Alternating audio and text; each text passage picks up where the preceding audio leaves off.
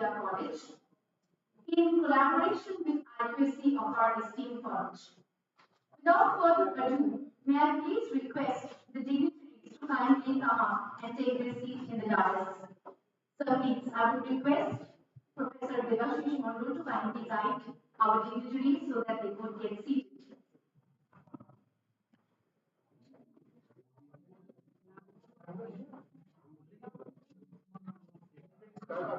I would request our Principal Sir, Professor Dr. Amitabh Boshu, along with Honorable Vice Chancellor Sir of our University, Professor Dr. Devashish Bandyopadhyay, Professor Dr. Shajal Nath of Assam University, and Professor Dr. Shrutapa Chatterjee to kindly be seated.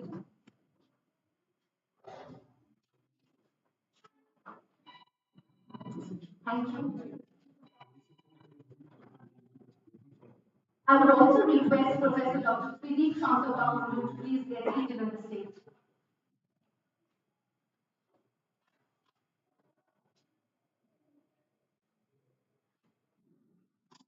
Thank you.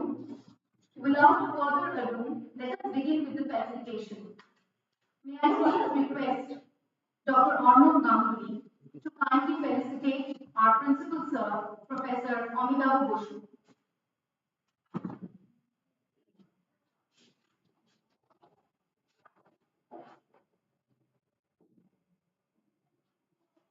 I would expect a round of applause from our participants.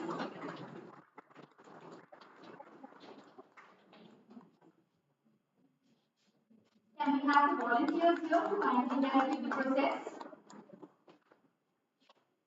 Thank you, sir. May I please request Dr. Shamali Bhattacharya, Professor, to please felicitate Honorable Vice Chancellor, Kaji University, Professor Dr. Devashish Bandyopadhyay. I would expect the applause to stop from the participants. May I please request Dr. Devashish Mondol to kindly felicitate Professor Shajal Nath. Let us not stop our applause from our end.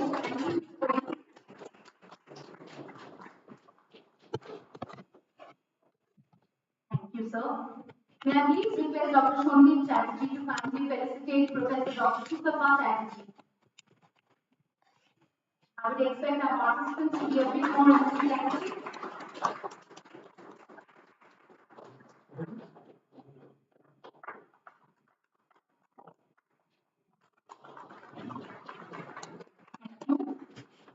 May I now please request Dr. Kaushik Mukherjee, the Teacher Council Secretary and Assistant Professor of Physics, to kindly felicitate Professor Dr. Pradeep Shantabam.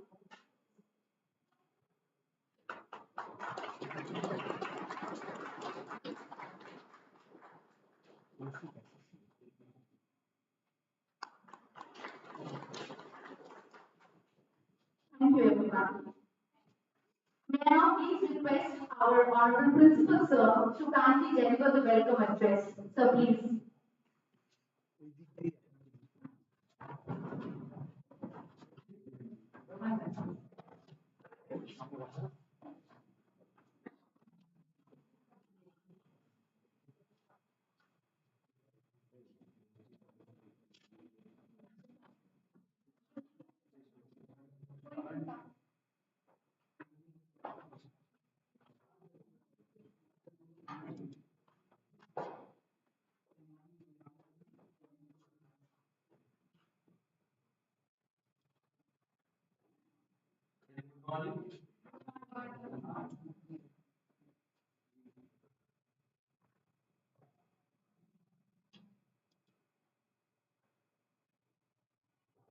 In our big college, we are organizing again the international seminar sponsored by the ICT sector. In this seminar, first I heartily welcome Dr. Devashish Bandyopadhyay, Honorable Vice Chancellor at the University. Thank you very much, sir, for coming. And it is really delight to see you. And it is another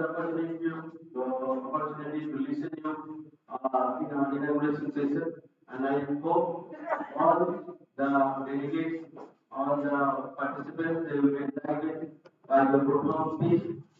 I want to welcome Professor Dr. Sajal Nath, retired professor, Assam University. Thank you very much, sir, for coming all the way from Assam, having an international student in our college. I heartily welcome Professor Dr. Sundar Chatterjee, Department of History, West Bengal State University. Thank you, madam. Uh, she shared with us that she has a childhood memory in Assam. Thank you very much, madam. Welcome. We have with us in our inauguration session Dr. Titik Chandra Kundu. Uh, right now, he is acting as a principal Deshmukh Mahavidyalaya, but before joined as a principal Deshmukh Mahavidyalaya, he served in our history department more than 20 years. Thank you very much, Gita, for coming to our college, for attending the seminars. And at first I want to congratulate the history department district and also the history department district also for back-to-back organizing two ICSSR Monster International Seminar in our college. Uh, you all know right now it is very difficult to arrange funding from the ICCR to get sponsorship from the ICCR for conducting seminars, such type of seminar in our college, and it is not possible for our college also to organize such type of international seminar with all such dignitaries because our funds always not permit. Though we are always interested to organize such type of interactions, such type of international seminar in our college. So thank you very much to the history department for taking initiative to organize this seminar. And I want to thank the internal quality assurance of our college for providing all their support. And I welcome all the participants here, our teachers, supporting staff, and the faculty members from other colleges also. We got overwhelming response in our seminar. Right now, the convener, Dr. Devashish Mondal and Sandeep Chatterjee informed me that more than 133 participants, 31, 120 participants registered for this seminar. So, with a huge response, I want to thank all the participants for joining our college, and most of them are joining the virtual mode also. Most of the participants from outside our state, so they join in the virtual mode also. So, our coming days sessions will continue on blended mode, some of the physical and some of the blended mode also. And regarding the today's topic, the environmental issue, global politics, and regarding India and the historical perspective, I don't want to say many things about the topic because our all the experts are here to enlighten all of you regarding the seminar. I'm coming today. Our seminar will revolve around the environmental issues, our Indian politics, and their leadership, everything. And I just want to say a few words regarding the seminar. We all know that Earth, this is our mother planet, is the unique in the solar system because we all know that this is the only one planet that sustains life. This life we got after different parts, different stages of dynamic evolution. And our and the weak human being represent the last stage of this dynamic process, this evaluation process. And from the very beginning, whenever we got civilization, with the advancement of technology, with the urbanization, we always try to exploit our nature for our comfort. And in this endeavor, our main using of their nature, they always say the sustainability of our time. So now all the commentators they agreed that with our human activities we always have hamper the purity of our environment. So it is the need of the hour. We all concerned think about to protect our environment. Otherwise, it will be very difficult for our human being to sustain in the coming future in our planet. So, right now, if we see the historical prospect from our ancient scripture, Upanishad, where everywhere it is mentioned that the peaceful coexistence of man and the nature, they always emphasize on the keep with the man and nature in harmony. But what I have told earlier that with the advancement of the civilization, we always try to exploit our planet. And in the present scenario, we all know in the year 2015, all the 191 nations signed the charter to achieve the Sustainable Development Goal SDG 17 by the year 2030. But if we see the progress, most of the countries they are lagging behind. If we see the India's prospect, right now India is 112 rank in terms of achievement of the Sustainable Development Goal by the year 2030. In the year 2022, India's position was 121, and it is progressed 9 steps. Right now, it is position is 112. So we are lagging behind in terms of zero hunger, in terms of providing health and well-being, in terms of providing pure water and sanitation, and we fail to mitigate the gap in the inequality also. So these are the factors where we are lagging behind. And in the COP, that is the Conference of the Parties 26, our Prime Minister declared the five strategies that will be achieved in, by the year 2013. That is called the Pancha the strategies is that energy by 500 gigawatt by the year 2030, and India will meet 50% of its requirement from renewable energy. 50% of its required by the year 2030. So this is the two things. One is the renewable energy, try to meet our total energy requirement from renewable energy. Number three, by the year 2030, India will try to reduce the carbon emission that set the target every year within 2020, 1 billion ton carbon emission. This is the number three. And number four, that India try to reduce the carbon emission of its economy by 45%. So this is the four. And number fifth is the by the year 2070. Earlier the target set in the year 2050. Now, keeping in mind the actual real situation, they set the target by 2070. India trying to achieve net zero economy, net zero emission. Now, what is the net zero economy? That means the total greenhouse gases emitted in the atmosphere is equal to the total greenhouse emitted removed from the atmosphere. That will be called the net zero economy. The India trying to achieve by the year 2070. So India said all these, and in G20 also India created a viable alliance. The green theory concept, another good concept, introduced by the India to incentivize the individual and the company also, the green score system. So all these targets set by the India is the ambitious commitment, ambitious, but India is facing in terms of technology, in terms of funding, but at the same time, this challenges open opportunities for innovation, international collaboration, and funding in the green initiative also. So we hope that our country and it is not a matter of our country, it is a global crisis. So all the stakeholders from all the country they will come forward to save our mother planet.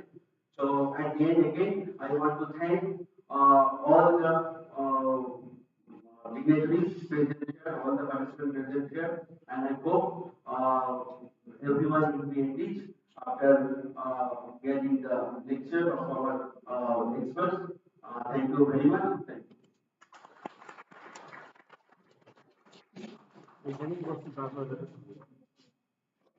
Thank you, sir, for such an informative speech, and thank you for always being so supportive in each of our endeavors. Now, may I please request our Honorable Vice Chancellor, Sir, from Kajunazu University, Professor Jivashri Bandhavai, to kindly deliver the inauguration lecture. Sir, please.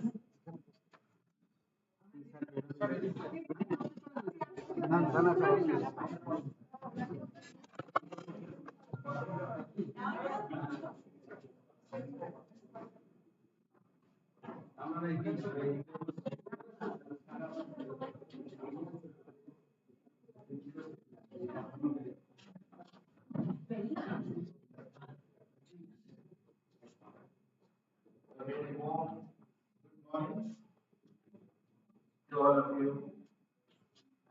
Every time I'm invited here, I feel extremely honored and at the same time grateful. Not only an invitation, which is an offline invitation, but we actually connect always with your institution virtually. And your institution has been actually acknowledging a few moments before, has been and has been always uh, pillar for the growth and the development of the entire university. And that being the two colleges of the year, one is Sri Shankar Research College and the other is BB College. Raise hand for these two colleges. So when we are thinking about sustainable development, this is exactly where sustainable development is. The sort of a hand holding connection that is required in order to develop sustainable advances and progress in the world. Today's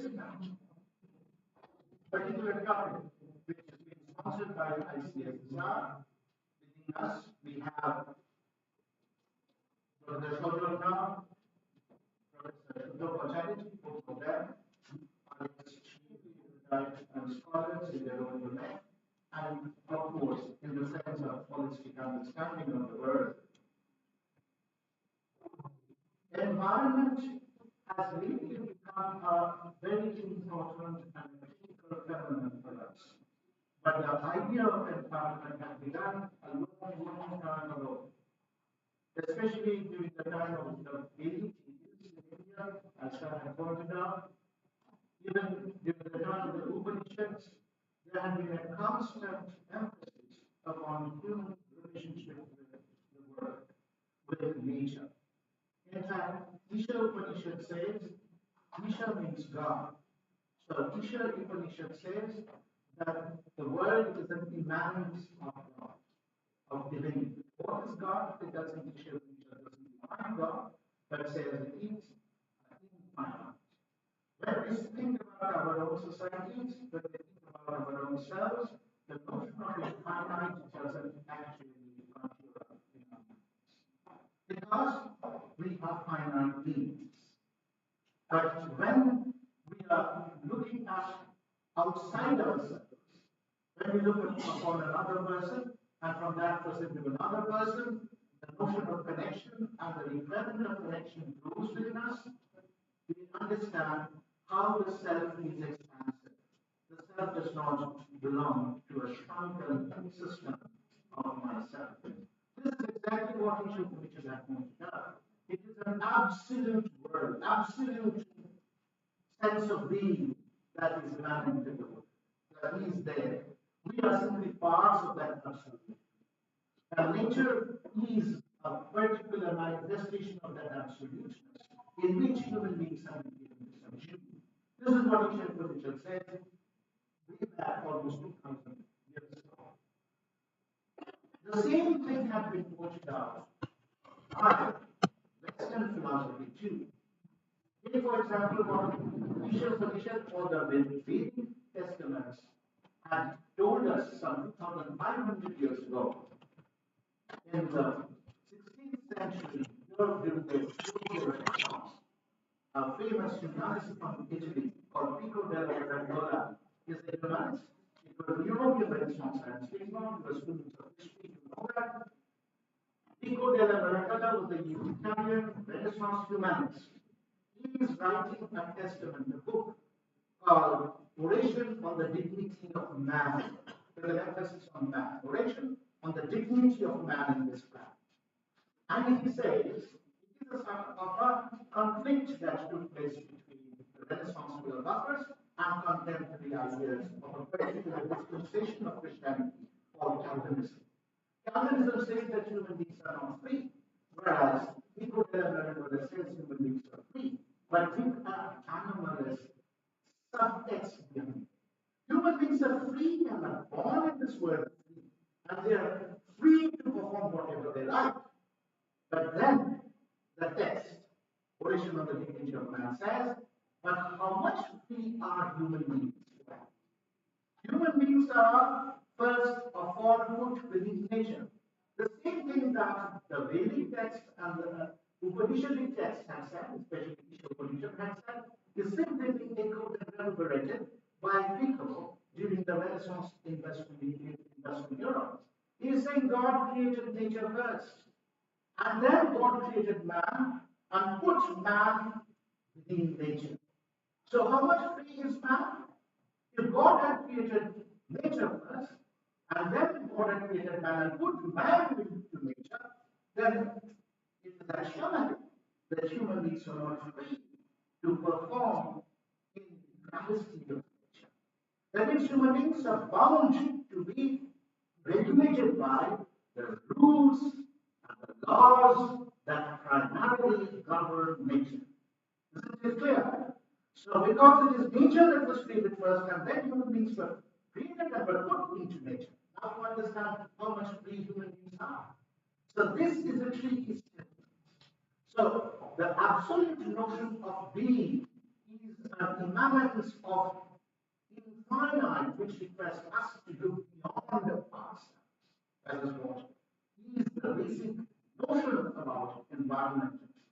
Why should we require to think about the environment if we consider the nature as not instrumental to the acts of human beings? We require to go outside the anthropocentric model to understand that nature has its own being and is not simply instrumental or an agency for human action.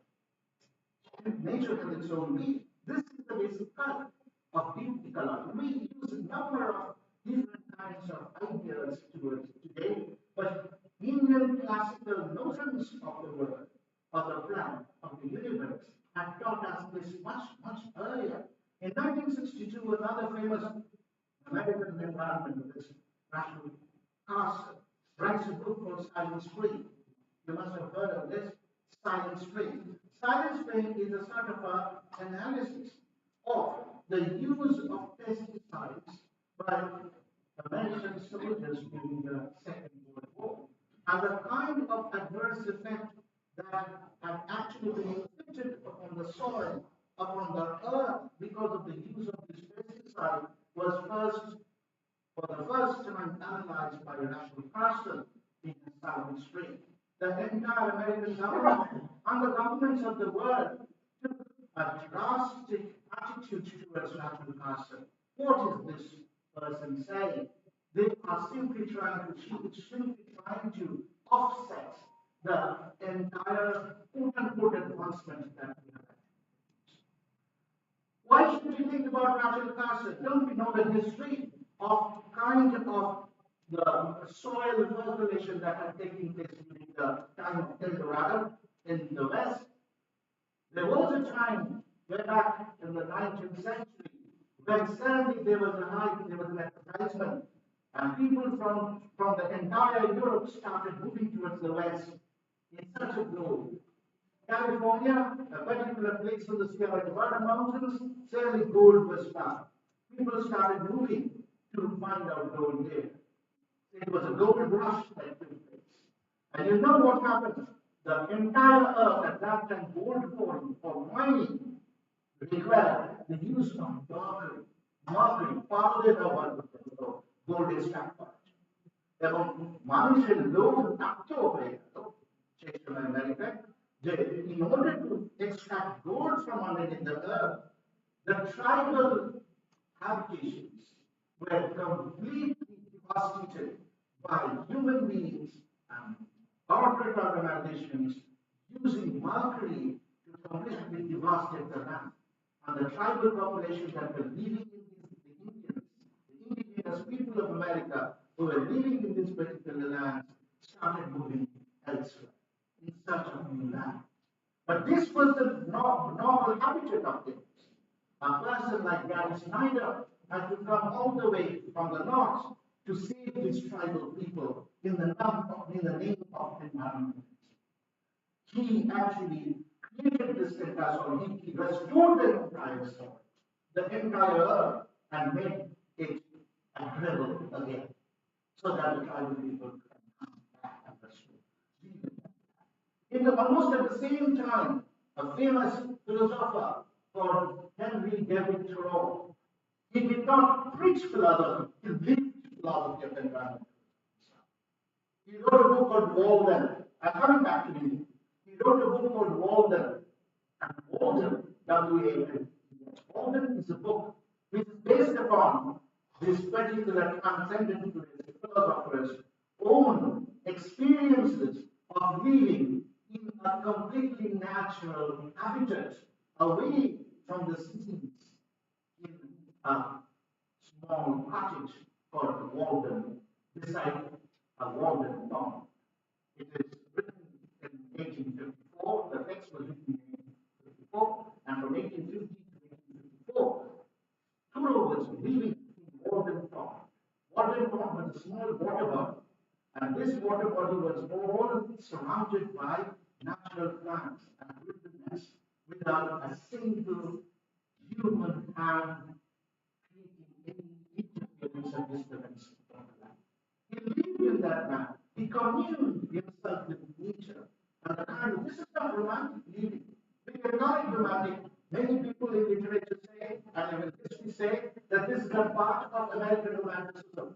But if it is romanticism, then romanticism has its worth, has its value in understanding our deep rootedness, our sense of being.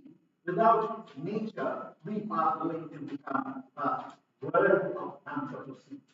This is a short history that I'm trying to trace. Let us come back to India.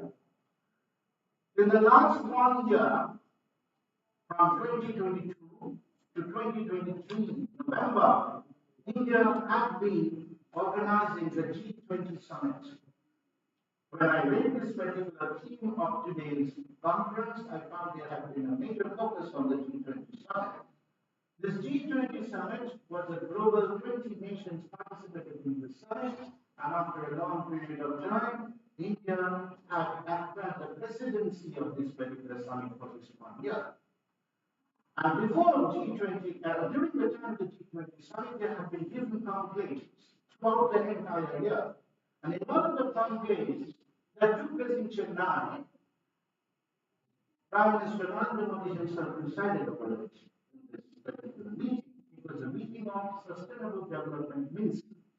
Ministers all sat together on a round table in order to deliberate upon the process, methods, and the requirements of sustainable development. When it began, Narendra Modi, our Prime Minister, Honorable Prime Minister, began his particular speech by referring to yet another very important text. It is not because Modi said this, but see how interesting our own classical literature. We have been speaking about Sanskrit literature. However, in Chennai, our Prime Minister referred to Tirukkural, which is a famous Sangam age Tamil text. Tirukkural, written by famous Tiruvannavu, the famous Tamil poet. It was the end of the third Sangam in Tamil Nadu, in Tamil. It was written during sometimes between 300 BCE to 300 CE Common Era. In Tirukkural, by referring to Tirukkural, the Balaram was saying at that point of time, if you translate it into English from Tamil, it comes like this. This is exactly what the Prime Minister said. The oceans will shrink if the clouds that draw the water from the seas do not return the water to the seas anymore. See how interesting a statement. This is not Prime Minister's own speech. This is something that is quoting from Tirukkural. can be text belonging to some 2,000 years ago. The oceans will shrink if the clouds do not return the water that they have primarily drawn or taken or actually squeezed from the sea. This is the ecosystem. You have the waters evaporate, they form into clouds, and they return back to the ocean. If this ecosystem is at any point of time gets subsided, gets disturbed, the entire ecosystem of the planet will be devastated. Do we think that we do not belong to this ecosystem? See, this is the idea that we do not understand, that we do not consciously recognize. This is the cause for us to think about movements, activisms. Why do we declare movements and activisms if we are conscious about the fact that we do not belong ourselves alone? Every connection that we make is a connection towards realization of that what the Isha Upanishad had actually said. The summit that took place, the G20, I immediately reference to G20. Some of those particular implementations we have started working over here. Our experts over here will be speaking about the entire history of environmentalism throughout the world, and at the same time, the significance of sustainable development and environmentalism that was deliberated on the G20 summit. A major point, however, which is particularly linked and related to Assam could be the Gandhinagar implementation roadmap that was particularly pointed out by our central government. The Gandhinagar implementation roadmap of this particular convention that took place in Gandhinagar a few years ago, but it was actually based upon the Paris Agreement that took place in 2015. In 2015, all the environmentalists grouped together in Paris, a place near Paris, and they pointed out that the way human beings are developing, quote unquote, developing, is within this particular word, developing, is what we call development. If human beings are creating their own race, would you call that development in the industrial world? So, with course, I am saying that the pace with which the human beings are developing is going to create a near disaster to all human beings. Especially, the scientists have found out that the temperature of the world should not increase by 1.5 degrees Celsius in the post-industrial world within 2030. Part of it I want to point out. There was, you know what industrialization is. You know what industrial revolution had been way back in the beginning of the end of the 17th century, 18th century, and beginning of the 19th century. Industrial revolution, you are all students of history. Industrial revolution that took place in the West. But the adverse effects of industrialization, because the pace of unethical and immoral growth and trafficking had been so disastrous that in 2015 the scientists have raised a sort of an alarm, saying that if temperature of the world increases by 1.5, more than 1.5 degrees Celsius by 230, the world will be destroyed. So naturally, based upon this scientific understanding, resolve has been made in the world that our growth of our exuding of carbon dioxide in the air, carbon is the main what you call criminal. Carbon dioxide and carbon monoxide is the main criminal that creates this particular global temperature increase. So carbon emission requires to be declined, requires to be reduced. And in order to maintain the temperature increase within 1.5 degrees Celsius, emission of carbon into the air requires to be reduced by 45% from its present pace of emission by 2030. And as Sir has pointed out a little while ago, it requires to go to net zero after 2050, and let me because it has to be 2007. Net zero emission cannot take place in the world, remember. We have to use carbon. You cannot, within 20 years or 30 years, immediately switch over to non-fossil sources of fuel. This is a college where if you go up to the terrace, you will find the way the college is trying to harness its own energy through sustainable, renewable sources of energy. You will see solar panels on the head of the rooftop. Cardinal University couldn't manage to do it now. You are showing us the way. That is why I did handholding. If we stay within the university premises, we do not connect with our sister organizations. Connecting with sister organizations, we are connecting with you constantly. This is the basic principle and ethics of environment. So, the government implementation roadmap is exactly speaking about that. Remobilizing, recreating the Paris Agreement and saying that we have to slowly move out of fossil fuel consumption. But we cannot do away with fossil fuel immediately or in the long run. So renewable energy sources, energy of the sun requires to be harnessed. That is one way in which we can do it. Water energy can be recycled. So many hydro projects are coming up, but there are a lot of other adversities connected with them as well. But suppose we become able by 2030 to reach the 1.5 degree centigrade mark, and then the temperature of the world doesn't increase with a 45% decline of the usage of carbon or fossil fuel, then there would be residual carbon, residual carbon dioxide that we cannot completely dispense with. There would be residual carbon. The air will reduce rapidly and the temperature would be under control. But then residual carbon or carbon dioxide would constantly be within the air. Why and how that particular carbon dioxide or source of carbon can be managed? Why should carbon dioxide be in the air? Any ideas? Carbon dioxide would be in the air because we are constantly exhaling carbon dioxide. Just one human example.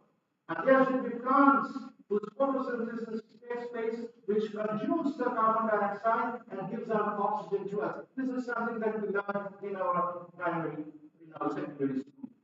Isn't it? This is the basic knowledge that you don't have to know what environment is. You just translate this particular idea into practice, into exercise. The world will grow. The planet will be livable again. That is what we need. So the residual carbon requires to be harnessed and planted. So forestation is the need of the hour. You require to build up forests, more saplings, more trees. The government has already created green credits for that. Every plant that you actually grow, you will get a credit for that. Every wetland that you restore, you get a credit for that. There is a portal which actually satisfies this particular realization of your everyday environmental consciousness. You can use this portal in order to earn these credits. That is a part of it. Now, why am I referring to this particular Gandhinagar implementation roadmap? Because this roadmap, based upon what I have just said, emphasizes upon two very important priority landscape restoration. Priority landscape restoration. What are these two landscapes? One is wildfire devastated land, and the second is lands that have been impacted, the biodiversity of lands that have been impacted by mining.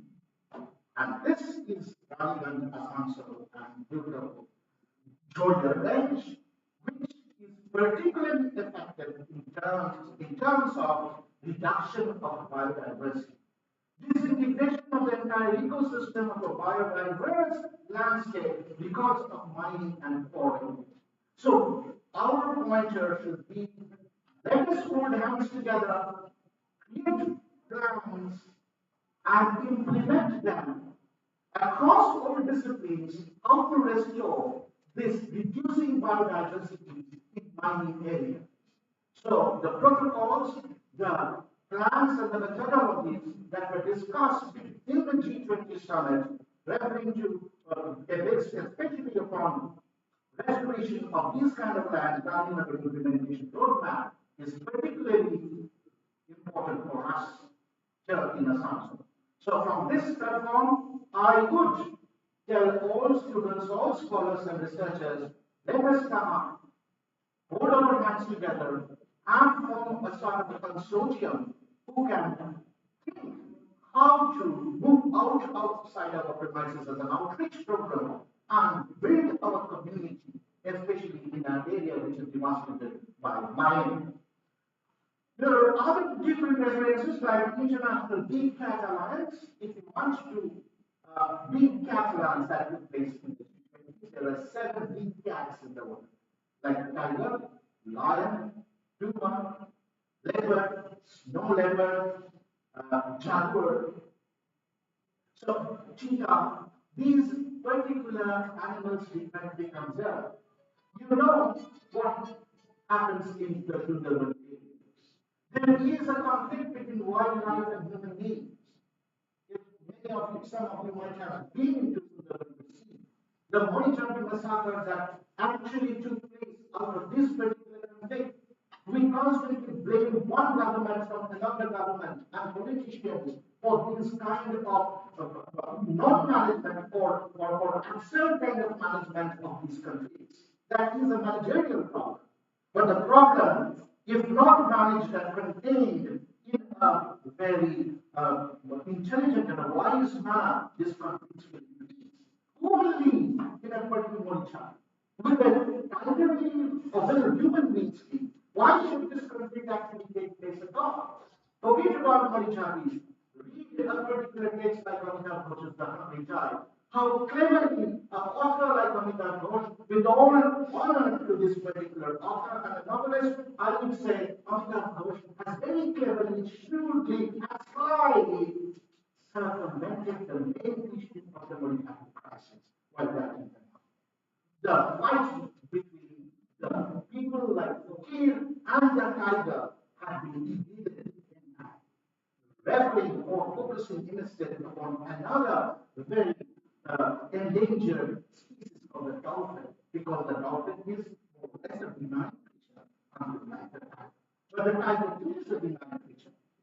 So the tiger project in India had already shown its consequences. Because of the tiger project today, which took place 20 years ago, India is the greatest land in the entire world today, which has the maximum number of tigers. If the tiger project had already become successful in India, then the International Big Cat Alliance too would be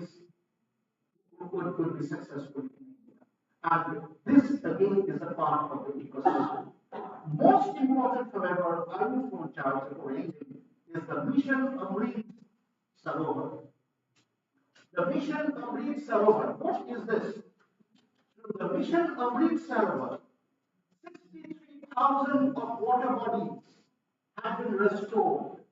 There had been a rise of filling up all water bodies and creating huge palaces and multi-story buildings in which we selfish creatures go to live in bubbles.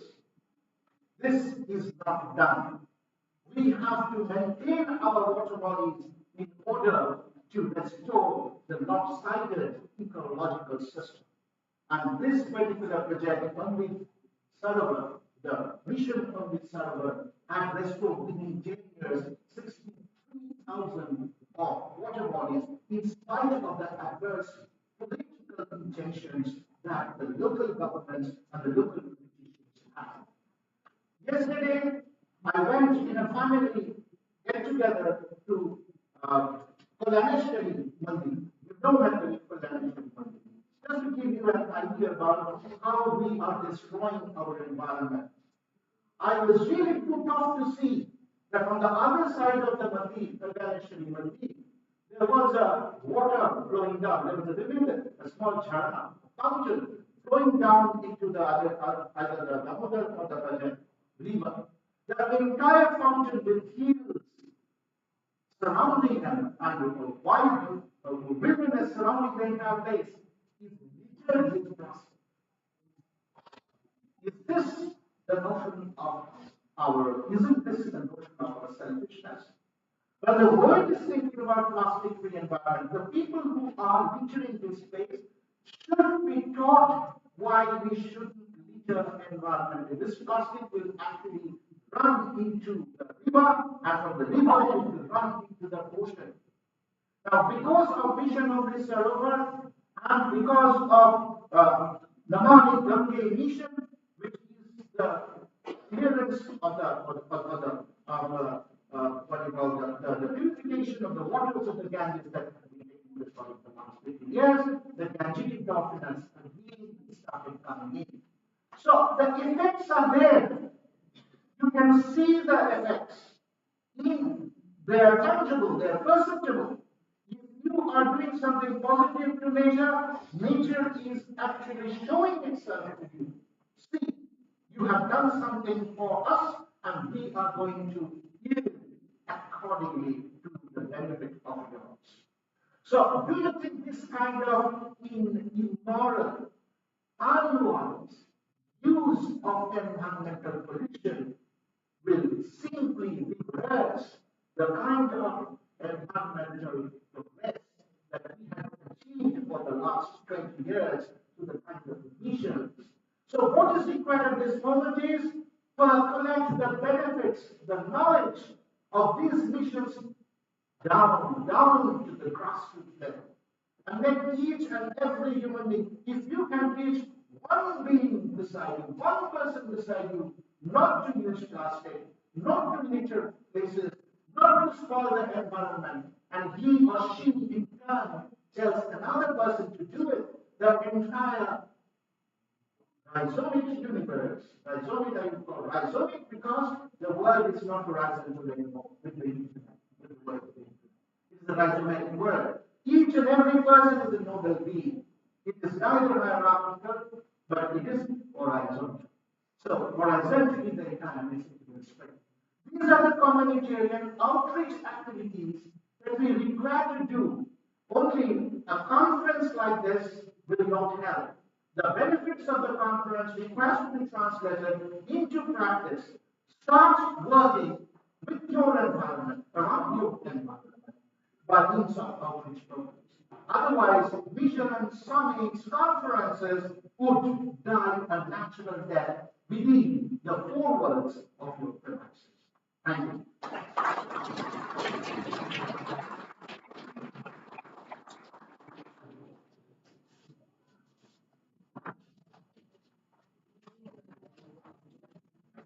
Thank you, sir. I think it was indeed interesting how Professor Debashish Bandyopadhyay very insightfully delved into environmentalism, both globally and then nationally. He brought forth the concepts of deep ecology, starting to build within us how advancement is actually threatening the greed and which is being devastated by the tribal populace. And very interestingly, he concluded on several management mechanisms, programs, and policies in order to sustain the landscapes in the Anthropocene. Thank you, sir, for such a captivating speech. I think he deserves a big round of applause for that. We shall now have our first technical session, which would be chaired by Professor Pradeep Shantapa Kundu. Dr. Pradeep Shantapa Kundu is presently the principal of Deshbandhu Mahavidyalaya, Chittaranjan. Before joining his present position, he was attached to the Department of History, our very own college, Banwari Lal Balotia College, Asansol, for more than 2 decades. Along with his teaching and research, he shouldered the responsibility of the coordinator of the IGNOU Study Center, coordinator of IQSC, member of the governing body of BD College. He did his PhD on the impact of partition of West Bengal and conducted several research projects funded by the UGC and British Library, United Kingdom. During the last few years, he has been working on developing digital libraries and archives in collaboration with the Endangered Archives Program of British Library UK and the Centre for Studies in Social Sciences, Kolkata. One such archive entitled Private Records of the Leading Business Families of the Early Colonial Bengal is now open for consultation. He has recently completed another British Library funded major archival project entitled Digitization of Archival Material and Rare Books preserved at the Shagaron Brahmo Samaj, Kolkata, 1878 to 1950. And three more minor projects, Bangla Shakti, the monthly organ of the Bengal Photochopi Society, Komikata, the literary journal by Ashok Krishna Datta, Chitu the private letters to Shravan Sharma. The center that he is currently there with the research and preservation of cultural heritage of Deshbandhu Mahavidyalaya Chittaranjan, where he holds the position as the founder director. The center has digital archive and well-equipped digital preservation laboratory and has been working with the mission of preserving local archival and cultural heritage involving the local people and institutions. We are indeed glad to have him with us. We shall now begin with a special invited lecture of Professor Shajul Nag. We are humbled and honored by the presence of Professor Shajul Nag. Professor Shajul Nag is a retired professor of Assam University. Professor Nag obtained the Master of Arts in History from Northeastern University and Master of Philosophy from same university, followed by his Doctor of Philosophy. He holds specialization in the history of modern and contemporary India, history of politics of Northeast India, and history of rap. Professor Nag was awarded the Senior Fellowship Award from Indian Institute of Advanced Studies, Shimla, Senior Fellow of Nehru Memorial Museum and Library 2013-14. He was the recipient of the extremely prestigious Charles Wallace Fellow, Center of South Asian Studies, University of Cambridge, Cambridge 2008, and the Commonwealth Fellow of Queen's University, Belfast, United Kingdom. He has held several positions in a multitude of administrative avenues. He has authored a range of several articles, books. We are pleased to have him with us. Sir, it will be an honor to hear you speak. Thank you.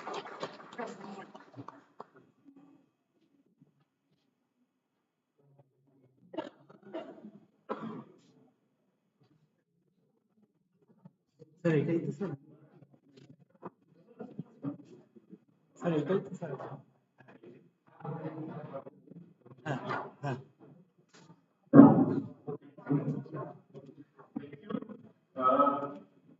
Honor is in my heart because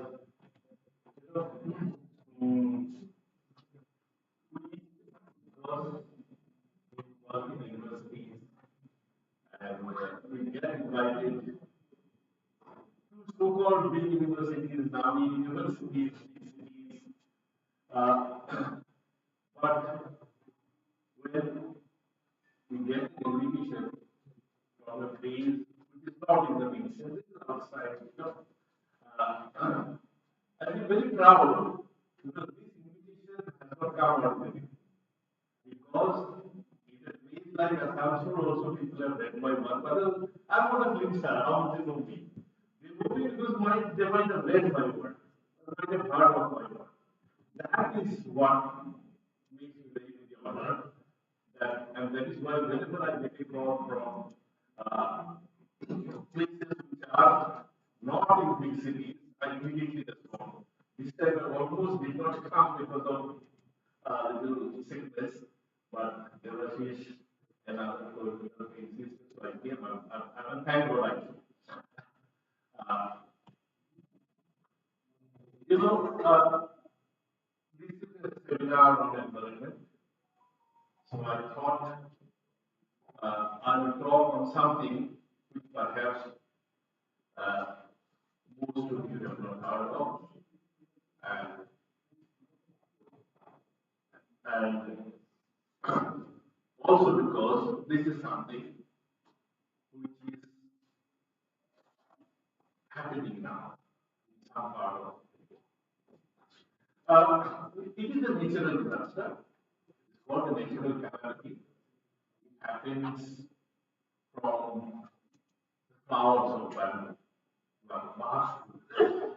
Now, March useful for it already have but especially those who are not from scientific background, they don't even know.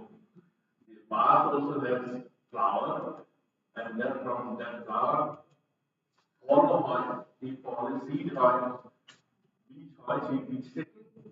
This is normal, planted in the oil. Like all plants, bamboo is also flower. It has fruits and it produces seed from which the next generation of bamboo comes. So it is not a calamity. It is in fact the reproductive activity of all plants. What makes it different is that bamboo তার জীবনে একবারই ফুল মানে অন্য প্ল্যান্টসে তো প্রত্যেক বছর 20 বছর ধরে ফুল হতে থাকে কিন্তু ব্যাম্বুতে তার জীবনে একটা বার্ষিক জীবনে একবারই সো এবং সেটা কবে হয় is it okay if I speak in Bangla? I don't know Bangla very much, but since I got most of the things, some technical words might be not considered. You know, there are many bamboo species which we talk about it. You can see from my slide also, which I show later, is that bamboo's flower once their lifetime, and this flowering takes place sometimes in 30 years, sometimes in 50 years, sometimes even 100 years. So, একশো বছরে একবার যে ঘটনাটা হয় ওই জন্য এটা rare, because it happens in every 50 years or every 30 years or even more than that. There are some bamboo flowers which flowers every year. They're very, very, very, very. Now, interesting is when bamboo flowers, two things happen. One, it is, as I said, it's a reproductive phenomenon. Last thing you will now and come to next generation after. So it's a reproductive activity, and that reproductive activity has two parts. One is a celebration time, and the other is a calamity time. Because আমি যে বাসগুলোর কথা বলছি সেগুলো বাসের বাস বনের কথা বলছি আমাদের আশেপাশে যে বাসগুলো পরে বাস বনে যখন বাসগুলো হয় তখন যেখানে যেখানে বাস বন হয় সেখানে বাস ছাড়া অন্য কোনো প্ল্যান্ট হয় অন্য কোনো গাছ গাছালি হয় খুবই রে বাসই হয় বাসে যখন ফুল ধরে তারপর থেকে ফল হয় তারপরে গাছটা মরে যায় ফলটা ছেড়ে ফলের বীজটা ছেড়ে গাছটা মরে যায় মরে গেলে কি হয় যেটা বাঁধন থাকে সেখানে পুরো পাহাড়কে পাহাড় পুরো জঙ্গলকে জঙ্গল একসঙ্গে মরে যায় মানে যেটা কিছুদিন আগে পর্যন্ত একটা প্রকৃতি গার্ডেন ছিল সার্টিফিকেট ডেভেলপমেন্ট ইনস্টিটিউট এর ব্রাউন ল্যান্ড এন্ড বাস যখন মরে যায় পড়ে যায় মানে এটা পড়ে যায় পড়ে সাদা হয়ে যায় আর পচে যায় so in that sense it is a calamity কাদের জন্য যে জঙ্গলে যারা আদিবাসীরা অনেক থাকে যারা বাসের উপরই নির্ভর বাড়ি থেকে আরম্ভ করে বাস পর্যন্ত এরকম ট্রাইবের কথা বলবো আমি যে জায়গা থেকে আসছি এরকম অনেক ট্রাইব আছে এন্টায়ার ইন্ডিয়া বার্মা ফ্রন্টিয়ার যেটা এখানে আমাদের ছিল মণিপুর মিজোরাম বাংলা অরুণাচল প্রদেশ নাগাল্যান্ড এই এন্টায়ার এরিয়াটা খুব হয় তো ফলে যখন বাসগুলো মরে যাচ্ছে ফলে ট্রাইবেলদের জন্য এটা একটা যখন ট্রাভেলার আর কোনো উপায় থাকে না, they migrate to other places. So migrate করতে গেলে যে প্রবলেম হয়, you know what problem they can face and what situation come out. These are all that work here about. আর যে বাঘগুলি যে অ্যানিমেল তাদেরও প্রবলেম। যেমন আমি একটা এক্সাম্পল দিই যে চায়নাতে বাঘগুলি যে থাকে giant panda, giant panda. Giant panda lives not only in bamboo forest, also in bamboo leaves. They survive in bamboo leaves. So when the bamboo leaves die, they are in a dire condition. So either they die of starvation or they migrate to other places. Similarly, in Rwanda and other places of South Africa, a lot of mountain gorillas survive on bamboo leaves. And for them also it's a crisis. And therefore, when that crisis comes, they also either get killed, they come down to the human habitat for food, and then they get killed when migrating. So it's a calamity for the inhabitants, not only of human beings, but also animals who are dependent on bamboo forest. Why is it a celebration time? Celebration time is very interesting. Very interesting is that bamboo is a small fruit. That's our activity style fruit in the sun. That fruit is very, very, I'm going to act as a bar or a project or a I mean, either 50 or 30 years apart. So, এমন এখন হচ্ছে মানে suddenly after 50 years flowering in this. So bamboo একটা property হচ্ছে, this is a very very sad food for the jungle animals. মানুষ এটা খায় না, কিন্তু animalরা they love, most important the jungle rats. Jungle rats, আমি বিভিন্ন rat factor কথাটা ইউজ করছি। Jungle rats suddenly প্রায় মানে in thousands and lakhs, rats come out of their holes and start eating the not only that, other animals, birds, insects, jungle chickens, they all eat and they love them. In fact, মানে তখন মনে হয় একটা picnic চলছে। আমরা এটা imagine করতে পারবো না, একটা ভিজিবল মনে হয় না, but those who have seen it, it is like there is a book called Carnival of Science by Steve Bishop, eminent sociologist. He has written a book. He said it's a battle, it's a festival of food for the jungle animals. সবাই যাচ্ছে আর খাচ্ছে, মানে অনেকে খেতে খেতে মরে যাচ্ছে তো খাচ্ছে, মানে ছাড়বে এরকম আর this is the kind of festival and rats are eating, and the most important part is এটা আমরা বিশ্বাস করা যায় না, but is that এই ফ্রুটটা যারা খাচ্ছে যে they are becoming very healthy, and they produce their next generation very very good. মানে আমি একটা উদাহরণ দিই, যারা জেনারেলি জন্মের 1 বছর বাদে become productive, able to reproduce, they start producing with 1 month of their age. 1 মাসের একটা নিজের বাচ্চা আবার নতুন প্রজন্মের জন্ম দিয়ে পাচ্ছে। This is something to do with the fruit. Not only that, jungle চিকেনের সংখ্যা বেড়ে যাচ্ছে, jungle পিগের সংখ্যা বেড়ে যাচ্ছে, সবাই খাচ্ছে আর নতুন প্রজন্মের জন্ম দিচ্ছে। That is why it is a festival. Now, festival, then what happens? How human beings are affected.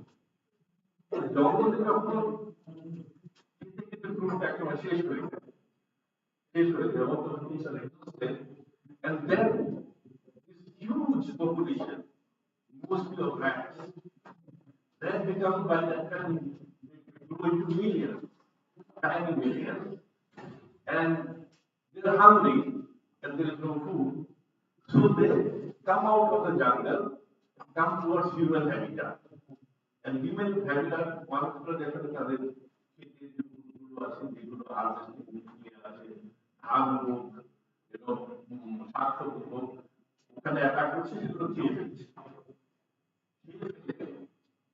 and then ওটাও যখন শেষ হয়ে যাচ্ছে now they are enter into human house মানে গ্রামে যেগুলো টাইপের আদিবাসীদের বাড়ি থেকে সেখানে কিছু কিছু ধান কিছু কিছু জমানো থাকে for next year সেগুলো খেয়ে ফেলছে ফলে হিউম্যান বিং এফেক্টেড হচ্ছে because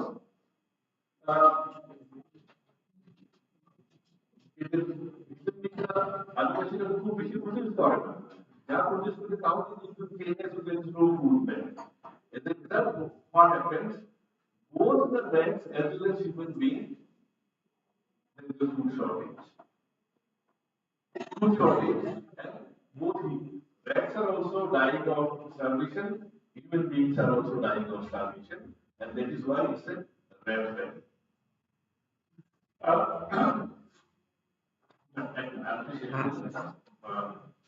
So, this is the phenomenon which we don't know much about it.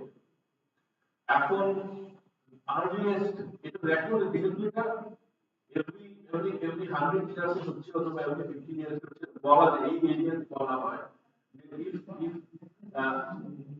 one person cannot see two family in their life, two family in one. কারণ একটা 50 বছরের মধ্যে তো আরেকটা 8 পর্যন্ত বেঁচে থাকে। So it's a very rare or one of indigenous see red family to two family. ফলে এইটা নিয়ে মানুষের মধ্যে মানে বিজ্ঞানী যারা তাদের মধ্যে কোনো একটা ইয়ে ছিল না। The earliest record that we get about this phenomenon of bamboo was 7th century. In Japan, particular species of bamboo started flowering, and one of the Japanese plantologists or botanists, as you call them, whose name was Dai Kanchi, who started investigating into the phenomenon, and he gave in his book called Manual of Bamboo, he wrote about this phenomenon for the first time.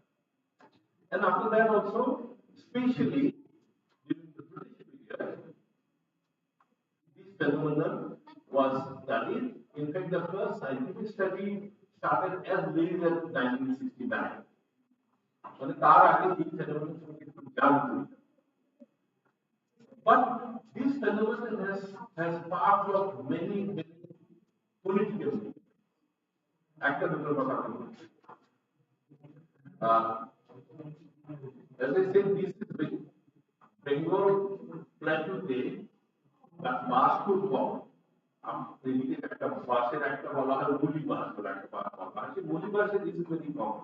তো ওইদিকে specially অনেকে জানে যেহেতু এটা explain না এটা যেভাবে এটা নেচারের একটা free activity, they do not know. So there is no enquiry about it. In the British Bengali ঢুকেছে 1765 তারপর they have come across into contact with some tribal communities who are living in the border like the Lushais, now they are known as Mizos, the Nagas, the Rakhis, and some Burmese tribes. In the 1860s, the British were trying to annex them, and the tribals were resisting. There was a violent confrontation between the tribes and the British. The British are trying to annex their land, but they are not successful in conquering those lands. Because tribal British subject they often harassed by raiding and all that in Bengal government. So Bengal government tried to conquer them and bring them within Bengal so that they don't harass them, their subjects. But they are not able to do it. In 1861, first notice that some of the tribals were themselves coming and surrendering. And কিছু tribals are jungle Adivasi jungle থেকে বেরিয়ে এসে they are surrendering to the British. They are surrendering their guns, their machetes, and their things, and they are saying, "Give us food or give us work." Why? They say there is no food in the hills, so they will come down. And winter সুযোগ নিয়ে ব্রিটিশরা some of the Lushai tribes, some of the Burmese tribes, some of the Naga tribes কে মানে ওদের সার্ভারের সুযোগ দিয়ে ওদেরকে conquer করে দিয়েছে. Their land was annexed. So this phenomenon has sparked from political activity. The most important political event that took place, tribes that into young, they could predict that people are falling for it. 50 বছর হয়ে যাচ্ছে, bamboos will start flowering, next population will grow, and the famine will happen. So they start preparing. They start preparing. So in 19 after independence, in the 1960s, there was signs that bamboo was flowering. And তখন মিজোরাম বলে যে এখন আছে সেটা আপনাদের they had ট্রাইবেলের একটা autonomous council ছিল, district council বলা হয়। From district council, they wrote to the Assam government that we need এরকম একটা ফ্যামিলি আসছে, বাবু ফ্লাওয়ার হবে, তার থেকে রেড হবে, তার থেকে ফ্যামিলি হবে, we need to যাতে মারা না যায়। কারণ প্রত্যেকবার যখন হচ্ছে অন্তত 10-15 হাজার লোক মারা যায়। এবং আমি এই প্রাইভেট কথা বুঝতে পারছি 1947 এ তাদের পপুলেশন ছিল less than 1 লাখ।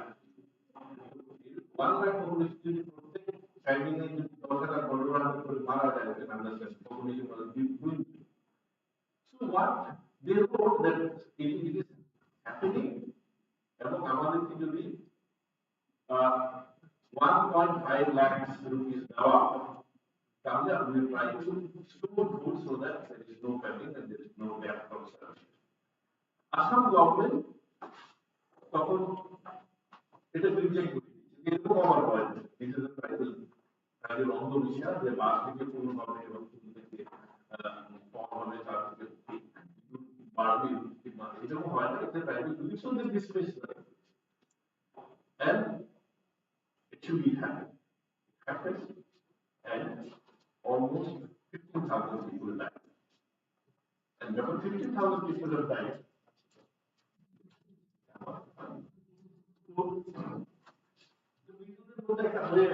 আমরা যখন ব্রিটিশের আন্ডারে ছিলাম, ব্রিটিশরা যখন এরকম হতো, they used to provide us আগে থেকে ফুড জমা করে রাখতো, আমাদেরকে বাইক করতে, কিন্তু ইন্ডিয়াতে এসে আমাদের কোনো লাভ নেই, আমাদের লোক মারা গেল, আমরা চাই না, কিন্তু আমাদেরকে কিছু দেওয়া হবে।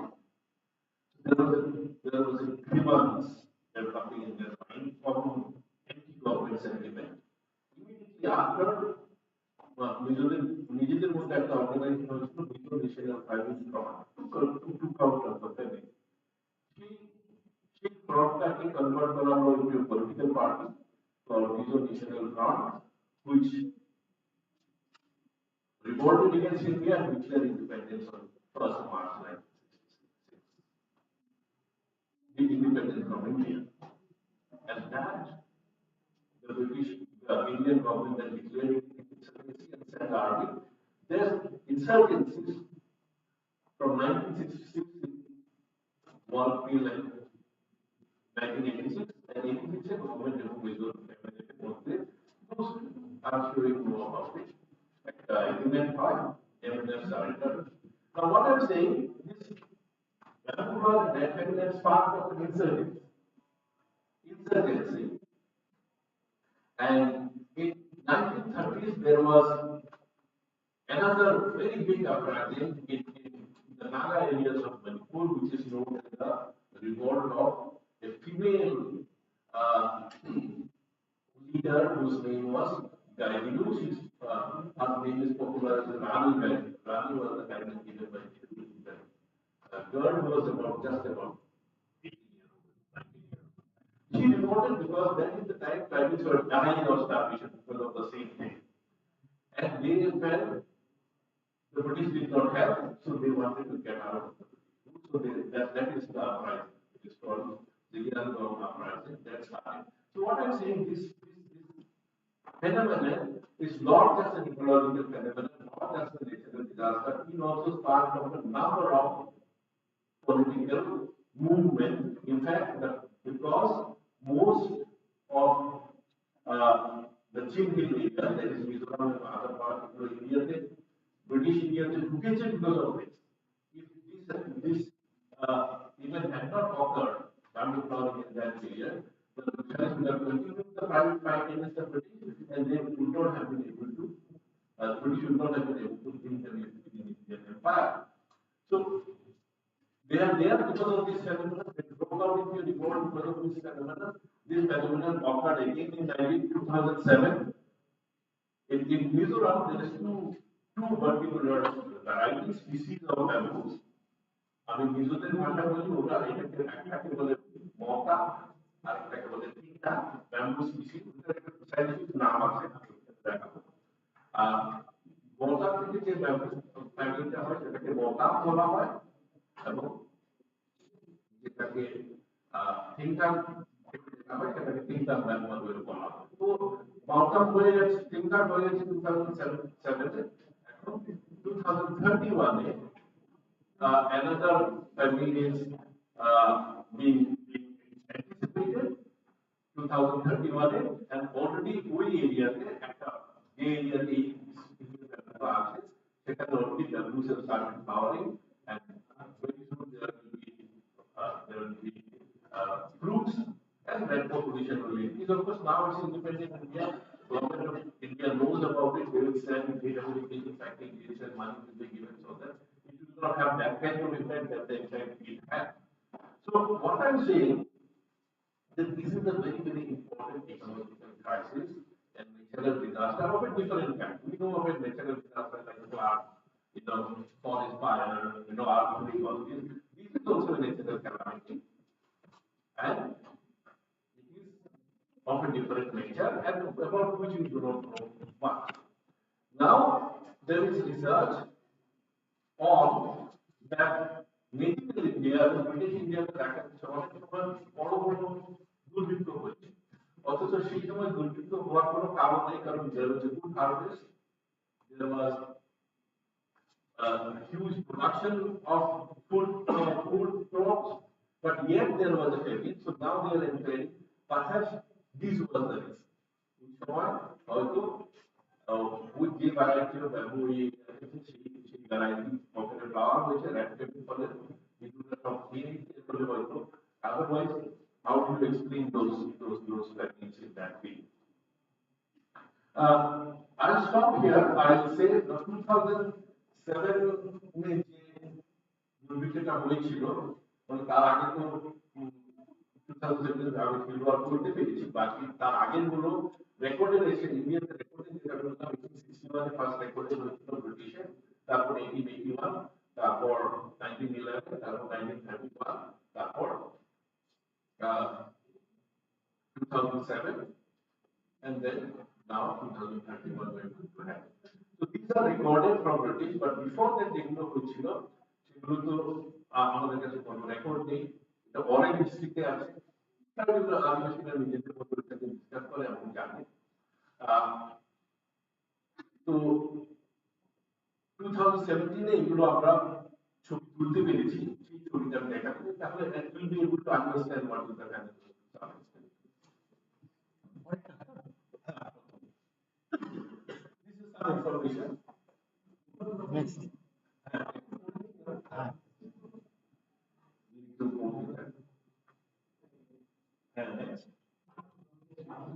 এটা কোন মাস কত বছরের গ্যাপে ফ্লাওয়ারিং হয় that information.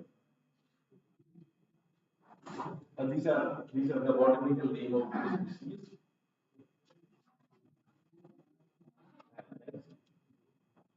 এটা হলো ওই একটা রিসার্চ হচ্ছে দেরাদুন ফরেস্ট রিসার্চ ইনস্টিটিউট যে এই ব্যাম্বু যে ফ্রুটটা হয় তার মধ্যে এমন কি আছে যাতে ফার্টিলিটি বেড়ে যায় and it works as a aphrodisiac as well as এমন সময় দেখা গেছে ওই সময় যে গরু বা এগুলো যেগুলো দুধ দেয় না বা বাচ্চা হচ্ছে না ওগুলো দিন পর খাওয়ানোর পর good result was there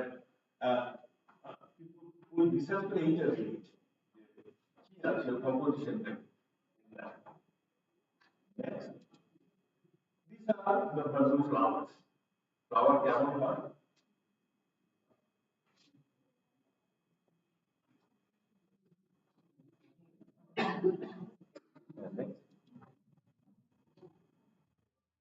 There are three types of bamboo. three botanical categories of bamboo fruits. These are the three types: Caryopsis, plants, and bacta. These are the three categories of fruits. Fruitগুলো সব দেখতে একই রকম।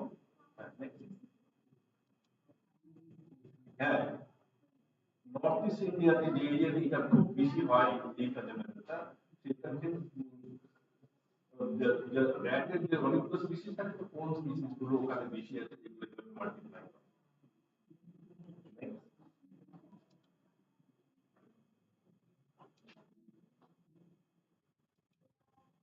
হ্যাঁ হ্যাঁ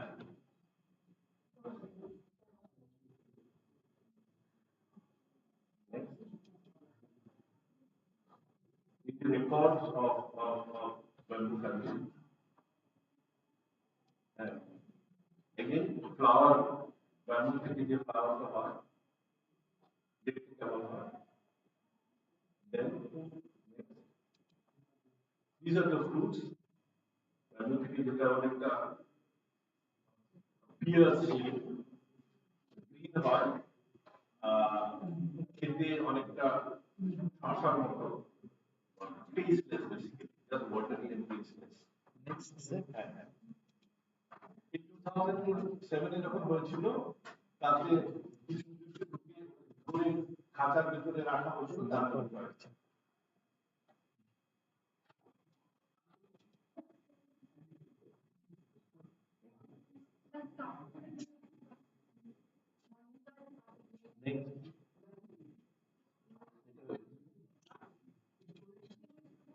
মানে this is what the rats do to the country farm, যেখানে শাক সবজি ফলানো হয়, সেখানে খায় না, উপড়ে ফেলে। গর্ত করে ভেতর থেকে তার শেকড়টাও পেয়ে গাছের রাত্রে এগুলো তোলা হয়েছে, রাত্রে গাছের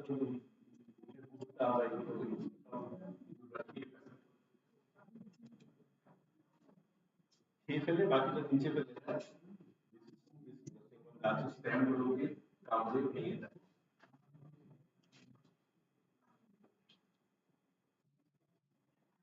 Another fruit, cucumber, যেটাকে the sugar cane,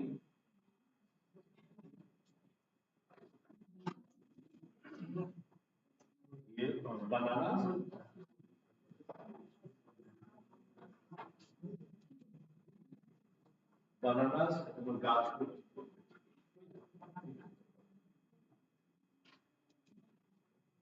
এটা হচ্ছে যে গভর্নমেন্টের গভর্নমেন্টের পৌঁছিত যারা খেতের মধ্যে না ঢুকে ওখানগুলো থেকে একদমই ওরা পাহারা দিচ্ছে। এই যে রাত্রে দেখছে টর্চ জ্বালিয়ে, বেশিরভাগ রাত্রেই অ্যাটাকটা হয়। এইভাবে মানে একটা ফ্যান্সিং করে দেয় যাতে এগুলো না ঢুকে। কিন্তু একটা রিপোর্ট আছে 1977 যখন হয়েছিল, তখন তো তখন একটা রিপোর্ট আছে, তখনকার ডেপুটি কমিশনার ছিলেন ডক্টর বার্টা বলে, উনি রিপোর্ট দিলেন যে যখন এটা হচ্ছে 77-এ, তখন এমন ভাবে করা হোক যে ক্ষেত আছে, ক্ষেতের পাশে একটা নালার মতো যদি করে দেয়, তাহলে ইঁদুররা এসে নালায় পড়ে যাবে, খেতে নিতে পারবে। দেখা গেল কিন্তু ওনার রিপোর্টে ওনার বই আছে, একটা বইয়ের মধ্যে লিখে গেছে ইঁদুররা এসে এসে পড়ে যাচ্ছে না, পড়তে পড়তে পড়তে পড়তে লক্ষ লক্ষ আসছে, তো পড়তে পড়তে নালাটা ভর্তি হয়ে যাচ্ছে। ভর্তি হলে তারপরে কিন্তু ওই মরা ইঁদুরের উপর দিয়ে খেতে চলে যাচ্ছে। So hungry and so desperate, খেতে যেতেই হবে। এটা পড়ে যাচ্ছে, উঠছে না। তারপর বলেছে, উনি লিখেছেন এটা, তো আমি নিজের চোখে দেখেছি, এটা একটা যেন একটা ব্ল্যাক কার্পেট হয়ে গেছে। এত ইঁদুররা একসঙ্গে আসছে, লক্ষ লক্ষ, একটা ব্ল্যাক কার্পেটের মতো দেখা যাচ্ছে। তো that is an I witness. তো এখানে ফেন্সিং দেওয়া হচ্ছে, কিন্তু সেই ফেন্সিং কিছু আটকাবে। ইউজ করা হয় এগুলোকে মারার জন্য, কিন্তু বিষগুলো ইউজলেস ইন দ্য সেন্স কত লক্ষ লক্ষ বিষ থাকলে আর কত লোককে মারা। এটা হচ্ছে গভর্নমেন্ট এই 2007 বলেছিল যে ভিলেজারকে তোমরা ইঁদুর মারতে শুরু করো। মানে আসলে আগে এই যে জাতির আদিবাসীর কথা বলতে ওরা ইঁদুর খেত, কিন্তু তখন এত বেশি ইঁদুর মানে পাওয়া যাচ্ছে আর খাওয়া মানে খেয়ে একটা ইমিউনিটি হয়ে যাচ্ছে, আর খেতে ইচ্ছে করছে না। তখন বলা হলো যে তোমরা ইঁদুর মারো এবং যদি মেরে তার ম্যাচটা আমাদেরকে দেখাতে পারো will pay 1 rupees per day. সেই তেলগুলো জমানো হচ্ছে, জমানোর পরে এগুলো জ্বালানো হচ্ছে, মানে even লক্ষ লক্ষ তেল জ্বালানো হচ্ছে, that gives a source to the people to earn some money. ওই সময় দেখা যায় যখন ব্যবহার হয় তখন কিছু ইনসেক্টের ইঁদুরের সঙ্গে কিছু ইনসেক্ট আছে, ওইটাকে ছানাল বলা হয়। সেই ইনসেক্ট আবার গাছপালা যা আছে ওইগুলোকে খেয়ে শেষ করে দেয়, শুধু ইঁদুর না, ইনসেক্ট গুলো অ্যাটাক করে ফেলে। ওই ইনসেক্ট গুলোকে ফলো করা সেম এই পোকাগুলো ওইগুলো সব সেম।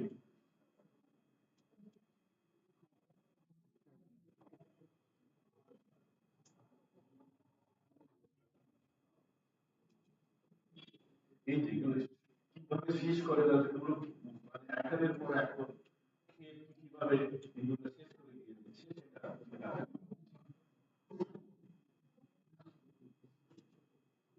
এটা একটা ডিসকাশন চলছে। গভর্নমেন্ট অফিসিয়াল ফার্মারদেরকে বলেছেন কিভাবে ইঁদুর থেকে নিজেদেরকে বাঁচাতে হবে। হ্যাঁ, thank you.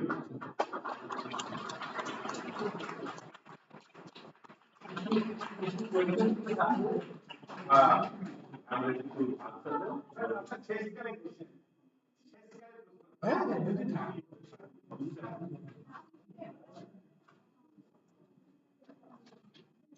Thank you, sir, for such an insightful speech. Next, we have the special invited lecture which will be delivered by Professor Sutama Chatterjee Sarkar. She is professor of West Bengal State University, Kolkata. She was awarded her PhD degree by Calcutta University from Center for Studies in Social Sciences, Kolkata, and was a research associate at the South Asian Institute, Heidelberg, Germany, and Institute for Historische Ethnologie, Johann Wolfgang Goethe Universität, Frankfurt, Germany. She has traveled widely around the world and presented papers in national and international seminars. She has since published widely in reputed journals, Studies in History, Sage, Journal of Asiatic Studies, the Calcutta Historical Journal, and many more. Her essays have been published by the Orient Black Swan and Primus. She is the author of a very famous book, The Sundarbans, Folk Deities, Monsters and Mortals. Currently, her research interest is on social and environmental history of the Bay of Bengal littorals. She has taken keen interest in interdisciplinary work involving history of challenges faced by migrating people in the ecological fragile nations. We are honored by your presence, ma'am. May I please request you to deliver your talk? Thank you.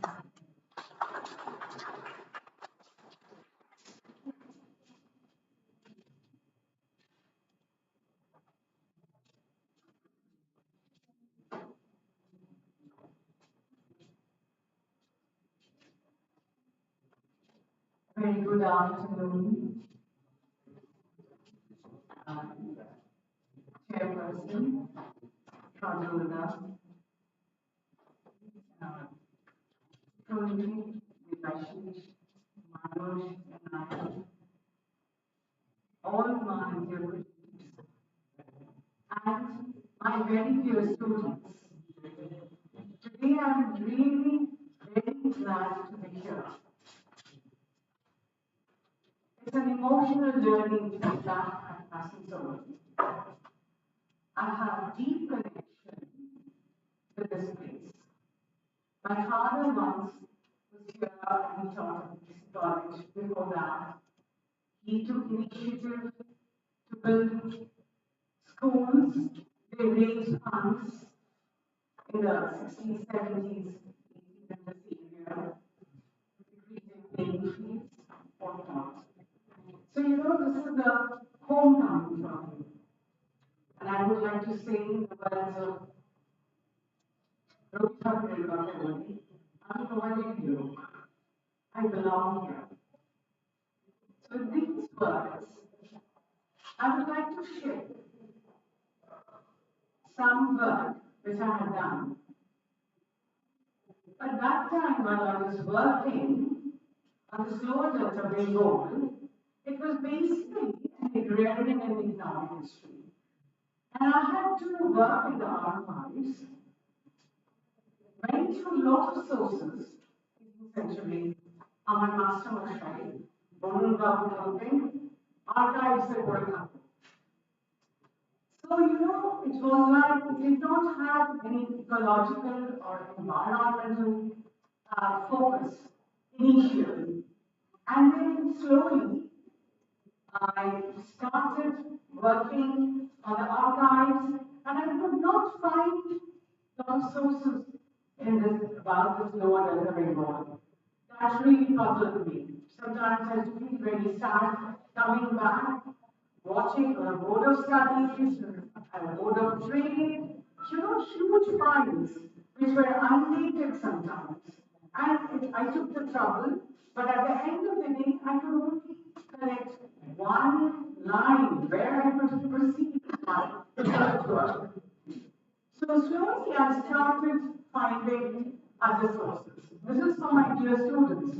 They are provoking कि आपको जानना है history में how to be choosy and means what are your ways in which you can find the real records.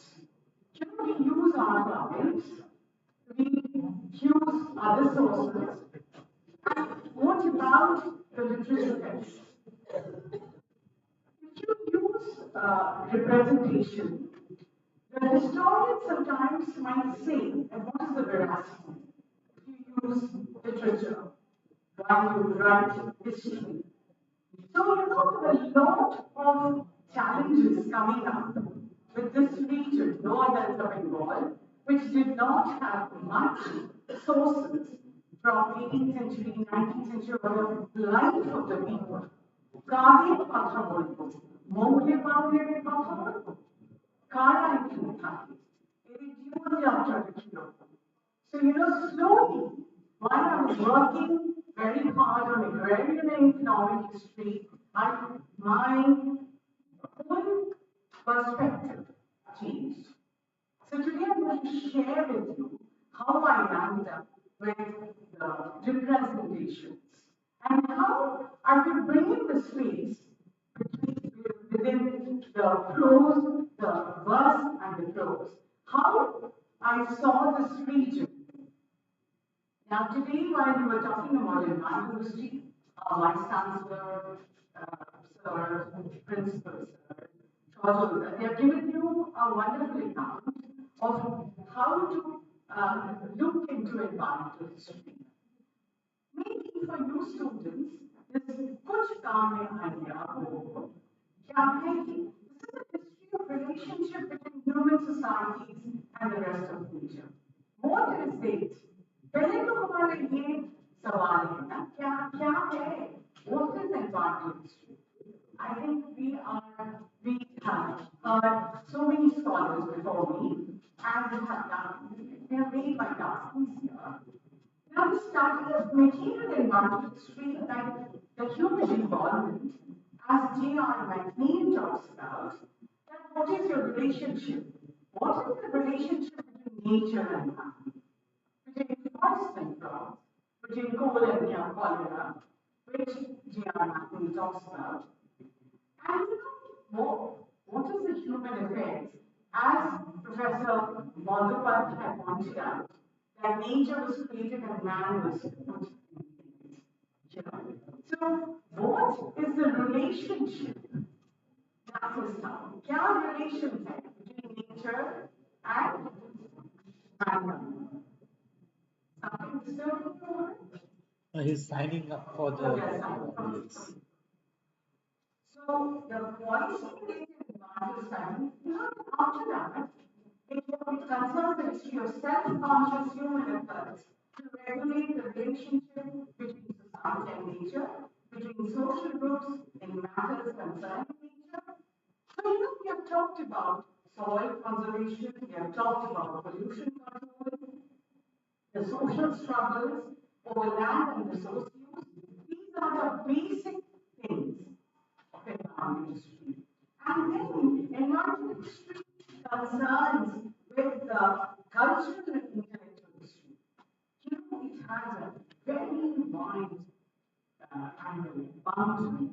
You cannot limit environmental history within one particular subject. That is what you have to know. So, what you paint, what you sculpt, what the culture of the people, the society, nature, and it has a very interdisciplinary mentality.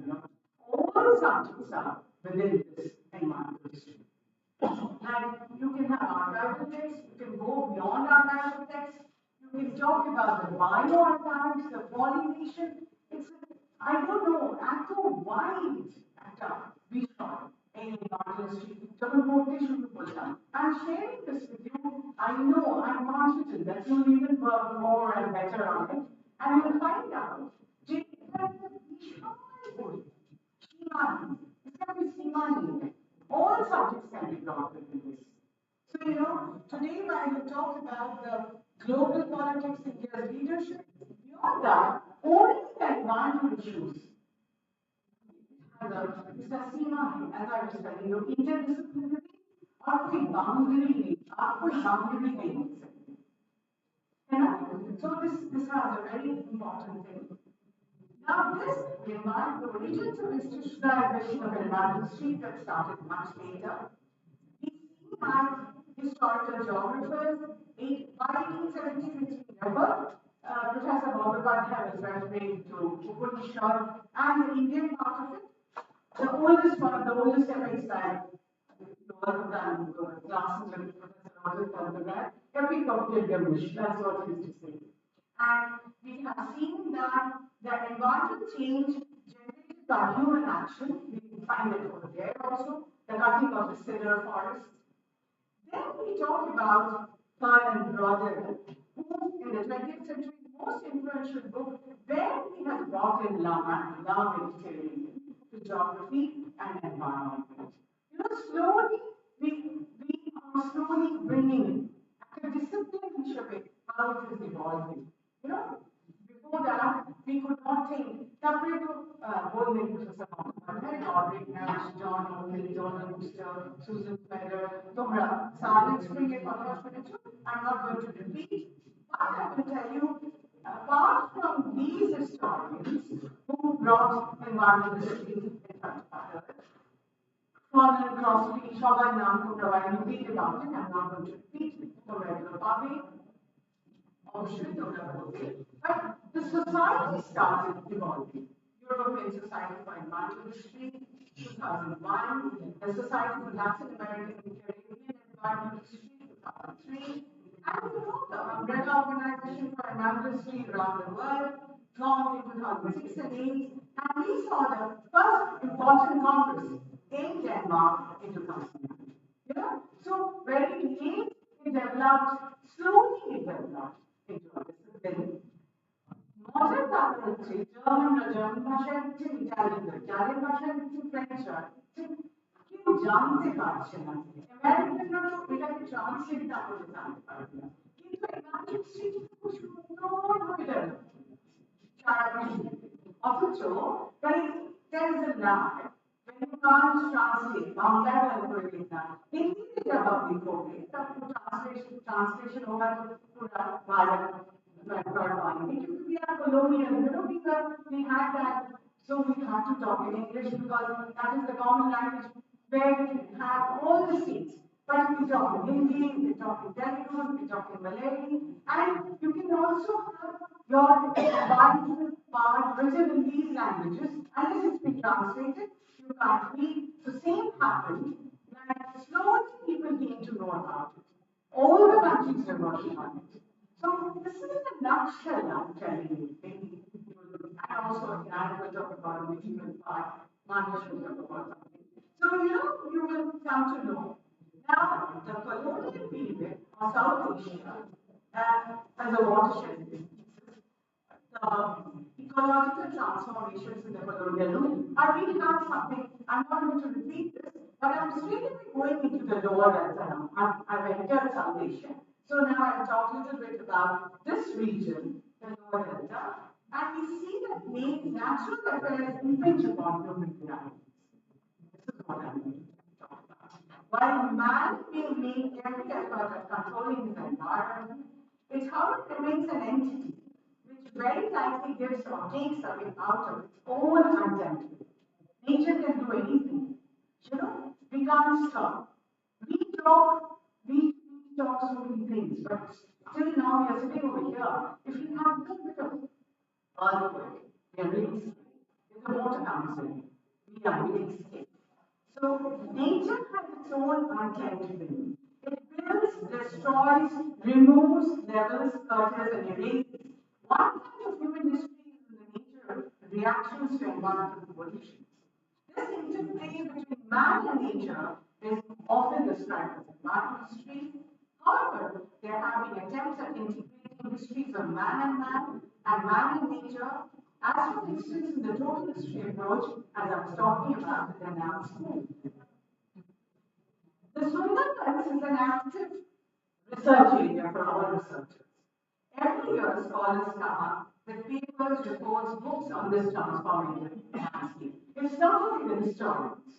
Nowadays, a lot of NGOs are working on it, the scientists are working on it, and every person will come up with new data.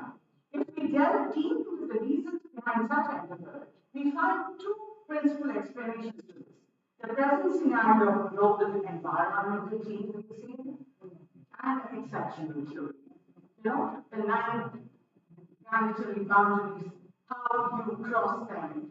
And we talk about this region is really, there is a lot of dilemma in this region, development and competing values, there are binaries of adversity and opportunity, wilderness and habitation, vulnerability and resilience.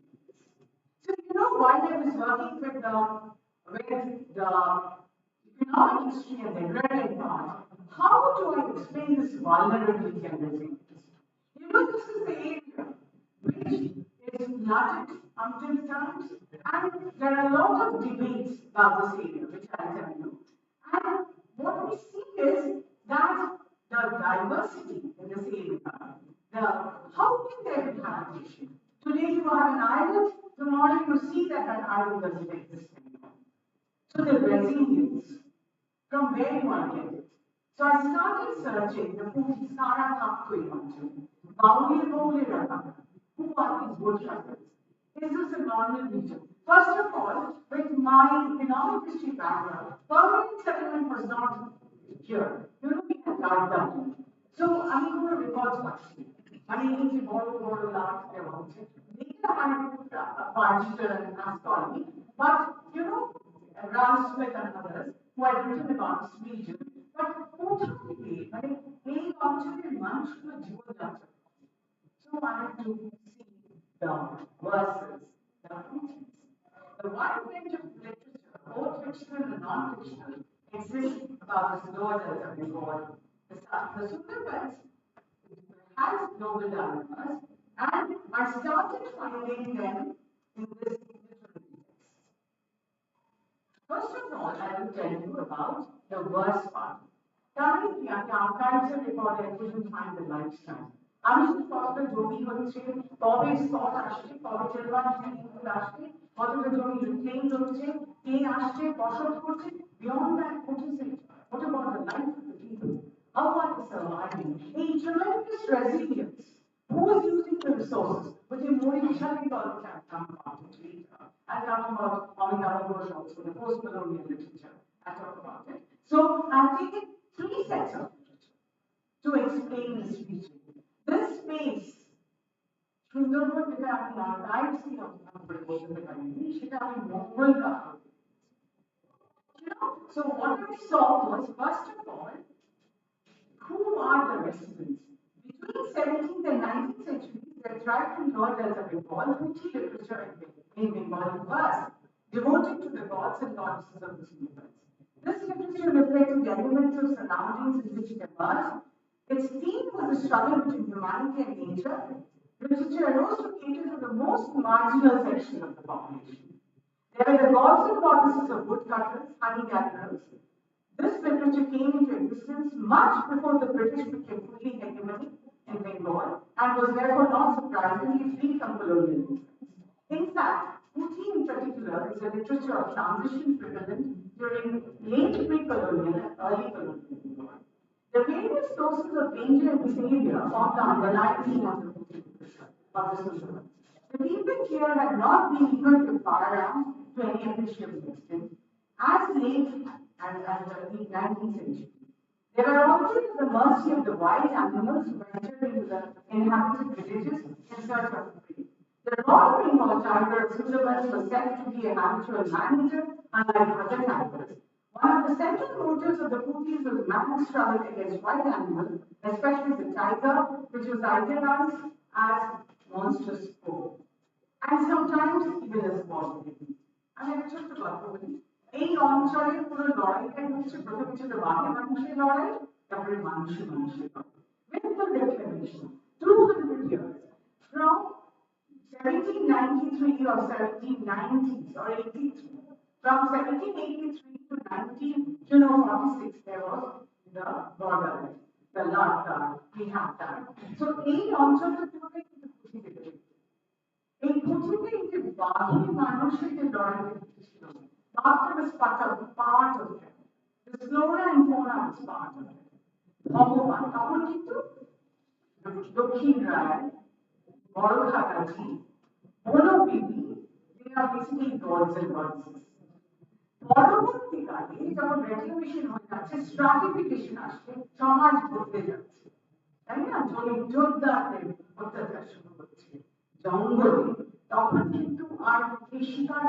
পরে আমি শিকারের ব্যাপারটা আমি যাচ্ছি না যেটা নিয়ে মায়ের সঙ্গে বা অন্যরা কাজ করেছে শিকার আমি ওদিকটা যাচ্ছি ওটা কিন্তু এই যে বাঘে মানুষের লড়াইটা কি করে মানুষে মানুষের লড়াই করবে এই পুরো অঞ্চলে এই যে স্পেস বিটুইন দিস ভার্স কিন্তু ছড়ায় লেখা দুঃখের পাখি নেওয়া বনবিবি মাইলো হ্যাঁ এই যে ছোট ছোট ছড়া করে করে লেখা সেটা কিন্তু একদম অন্যরকম পাঁচালির মতো করে লেখা সেটা খুব ইম্পর্টেন্ট সেটা আমি পরে বলছি কেমন ভাবে লেখা These texts would appear to be fantastic narratives about gods and goddesses and an interaction with humble men and women. Taken as documents of social reality would be poor in factual content.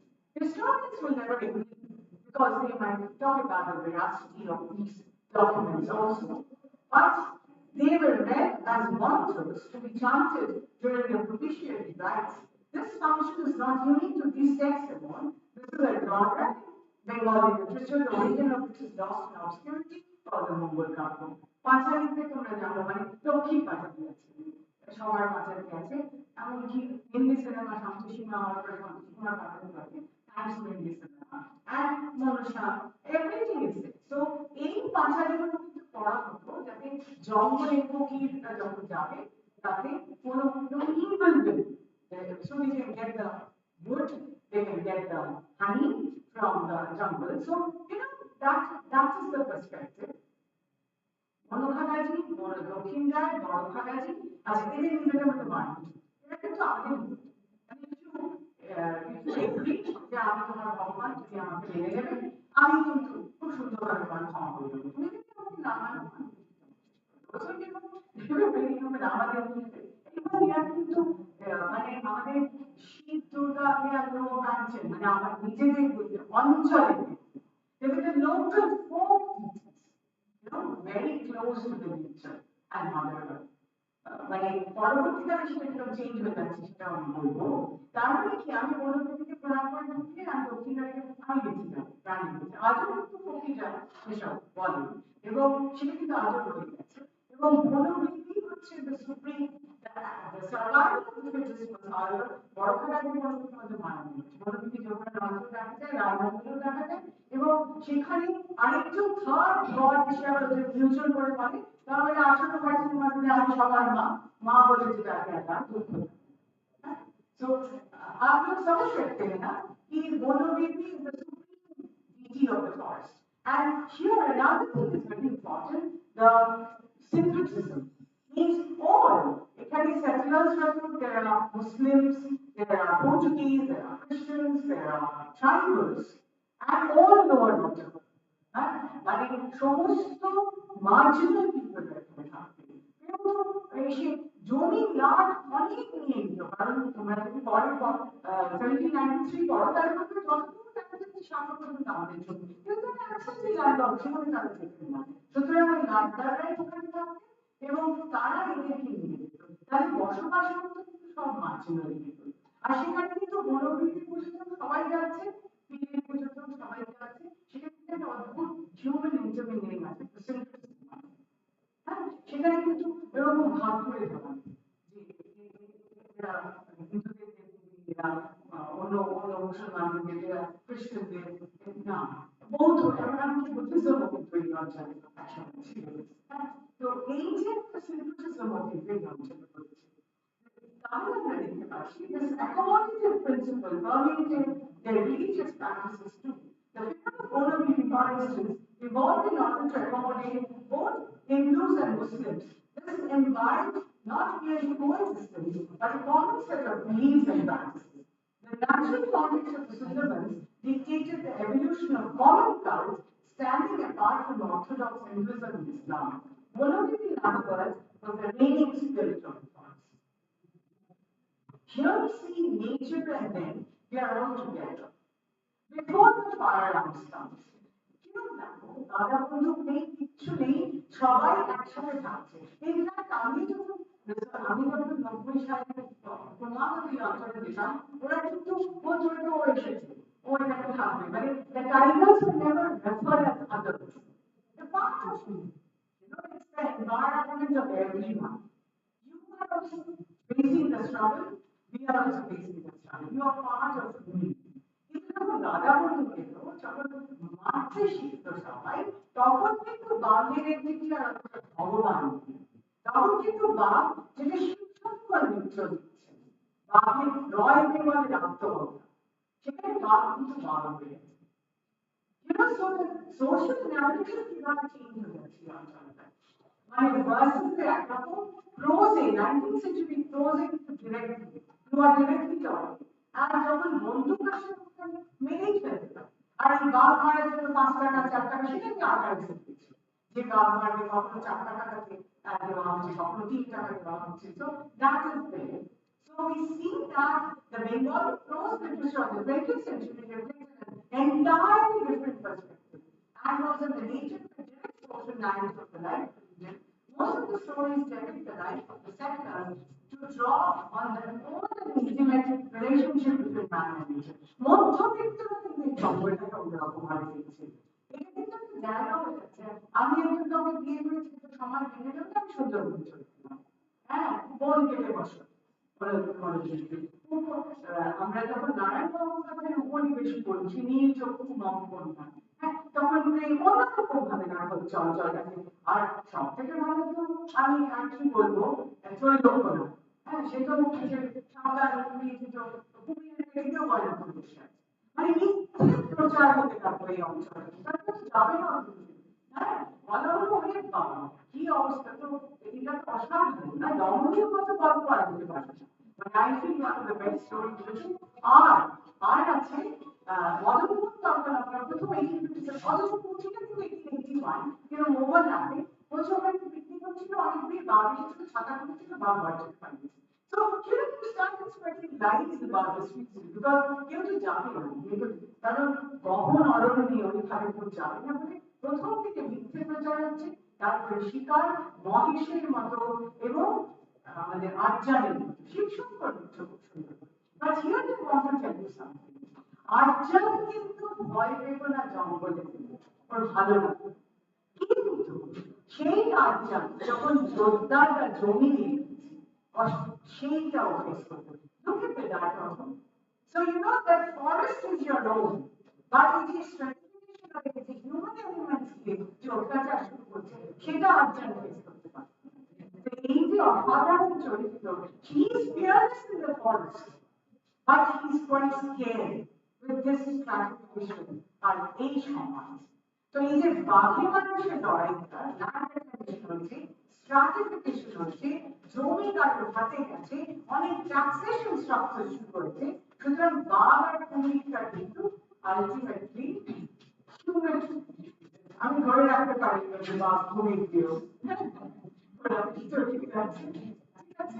আচ্ছা, তো এই যে বাঘের আর কুমিরদের লড়াইটা তাও মেনে নিতে পারতো, কিন্তু মানুষ যখন ছিল দেখুন যে যন্ত্রণা দিচ্ছে সেটাও মেনে নিতে পারছে না। এবং আমি যেভাবে যাচ্ছি না 1946, তাহলে কি বাঘের মানুষের যে লড়াইটা ছিল সেটা মানুষের, আমি যেটা আর্কাইভসে পেলাম with all the reports, মানে how the land was being reclaimed and how it was brought under agriculture and how the land was did it, I got it from the text also. And from the narratives of Shiv Shankar Mitra, from other narratives, from Manoj Mitra, from Narayan Ganguli. So, that space could I could find something about their life and their culture and their way of living. So, environment was so nicely depicted in both verses and the prose of it. This is what I wanted to tell you about this place. And I have dealt with the conflicting notions of thoughts, like all the administrators, like Archer, Rascoli, Winston, Gastrel, done research moving in history, you don't have to read so much now. And they all talk about this region was never very much developed. এদিকে সতীশ মিত্র যখন যশোর খুলনার ইতিহাস he said this was a very rich area. So there is a huge thing, but you cannot deny the port of Chandrasekhar. That was there. So there was a civilized group residing in this area. Subsidence of land is part of the environment. So there is ontology. Protagonist is God in the way. Civilized people ছিল you can't deny. কিন্তু বেরিয়েছে সব দিতে পারে। আমরা ঘুমাই দিবালে ঘুমিয়ে আমাদের দিতে পারে। কোনো civilization ছিল না। This area was never very civilized. কি করে হবে? বাকি বাকি civilized people into their mother port. There was something. 4th century BC. This has a long past and settlement. You can't deny it. But all these administrators, so there is a conflicting notion about the settlement debate. আমি আর ভারত নাকি so Frederick and Paris, Rascoli. Now, how the stories are changing in the post-colonial fictions, the alternative paradigms. The Sundarbans is normally depicted as an exotic jungle.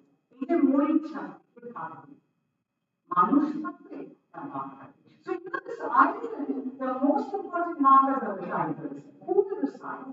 So this now comes into being. Now, computer, we have talked about computer. All the characters, then civil businessman, PR, PRDI, actually, only he has covered a lot of things he has talked about, he has talked about overview, he's talked about the Orisada. The hostile environment of Sundarban erases all social strata, but he's talked about this strata because everyone is an equal in the struggle to survive in this hostile environment. Same with the beauty. তুমি চোখে যাচ্ছে যখন জঙ্গলে ওর মা বলছে মা তুমি রক্ষা করো দক্ষিণ রাত রক্ষা করো বলে বেরিয়ে রক্ষা করো this hostile environment তোমার নিজের entity থাকতে পারে না so that again Amitabh Ghosh he reiterates that is indeed indigenous people all socially related all social তারাও জানেন এরকম ভাবে কোনো রকম এই ভেদাভেদটা নেই ভারতের দেশে তারা সত্যতা Then he talks about Mauritius, he talks about his uncle, his uncle, and you can read it's really good. What about Salman Rushdie? What does he talk about? He talks in reference to his uncle as an exotic. ওখানে তো একটা অন্যরকমের energy it's all in your mind. অসাধারণ একটা জঙ্গল তার মাঝে মাঝে থাকছে মাঝে থাকছে না হারিয়ে যাচ্ছে মনের মধ্যে আছে সেখানে কোনো মা ভালো কিছু না আর সেই জঙ্গলটা কিন্তু অনেক ইম্পর্টেন্ট অনেক বেশি important rather than humans going there strongly.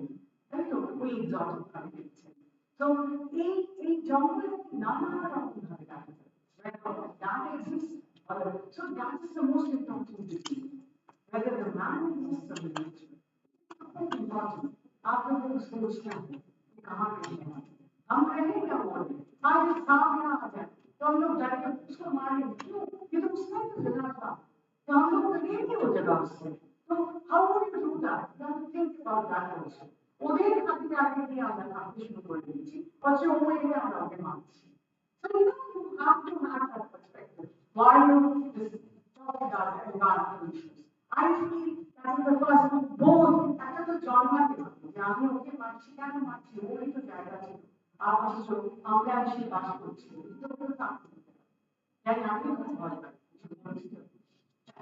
তো এই যে now, in our book I want to refer to the forest of tigers, that is Amundsen. I talked about the birds, I talked about the crows, organic section, and then I'm talking about post-colonial literature. But when we talk about I want to tell you something which I had that time kind of when I was dealing with the crows. একটা গল্প না বলতে চাচ্ছি না সেটা সুন্দর করে সাজা ছিল ওই যে মগদের সাথে ভালোবাসা যেটা কিন্তু আমি উপনিবেশে বললাম নারায়ণ ওই যে ওর ভালোবাসা ওদের পাশে ওদের বাড়িতে থাকতে চলে গেল নিজেও যেন ভালো লাগে So you should read all this, you know, এটা কিন্তু archives এ পাবো এটা never get this in the archives but I get this in these stories তারপরে বন থেকে বসালে কিরকম লুকিয়ে ওরা চলে গেল ওদের জীবন দিলাম তো তাহলে এই যে ট্রানজিশনটা was the product of differentiated hierarchical society life with tension and exploitation. সেটা ক্লোজে আসে একটা hierarchical life সেটা পরবর্তীকালে আমরা দেখতে পাচ্ছি যে আনুচেনে যখন ফরেস্ট অফ টাইগার্স লিখছেন তখন তিনি বলছেন যে এই যে একটা share experience of living in the harsh environment যেটা উনিও বলছেন উনিও চার থেকে দুভাগ একটা লোকাল এনভায়রনমেন্টাল টাইগার আর একটা হচ্ছে লোকাল টাইগার একটা কসমোপলিটন টাইগার WWF প্রেসিডেন্টের যেটা জন্ম একটা অন্য রকমের বাঘের জন্ম তৈরি হয়েছে আর একটা লোকাল টাইগার আছে যার সাথে সুখ দুঃখ যন্ত্রণা দিয়ে বেরো গেছে যার সাথে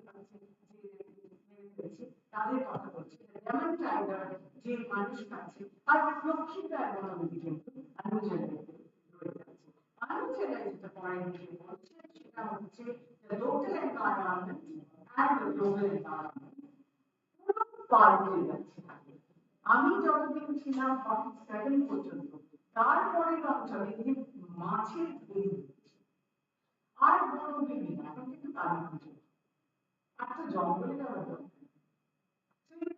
the changes in the patterns. That is what I want to tell all my students. Whether you do history, whether you do geography, whether you do literature, any subject, if you want to bring it within the environment, you should see the changes, the evolution over the years. And that's how you have to look into history. Let's find out the truth. History talks about it. যেখানে আমি বলছি don't take it otherwise আপনার মনে মাটিতে মিশিয়ে আমি কল্পনা দিয়ে আমি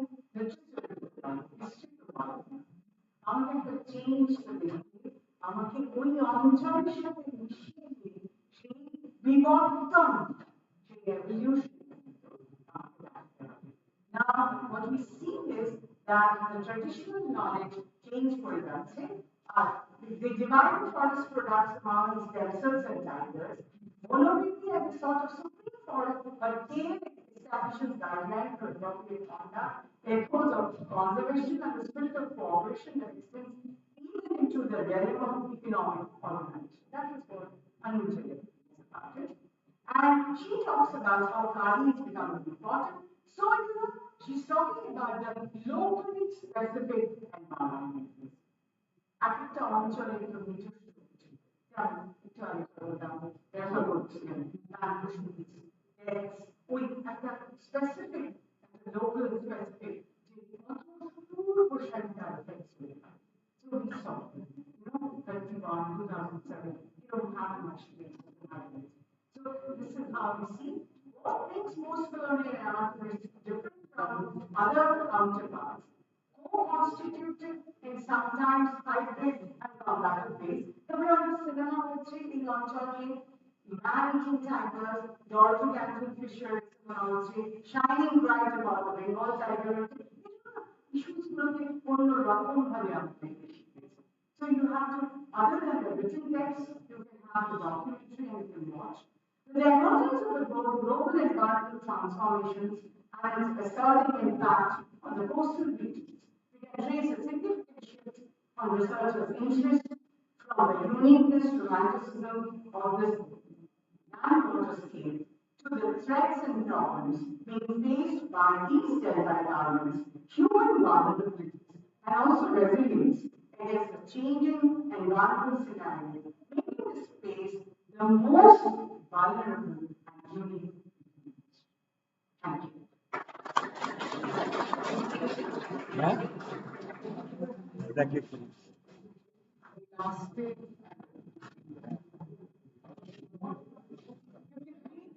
What I've said, मतलब आप लोगों के लिए है, आप थोड़ा नोट लेना चाहते हैं तो थोड़ा सा क्या है नाट्य हिस्ट्री क्या नहीं है। अच्छा नेक्स्ट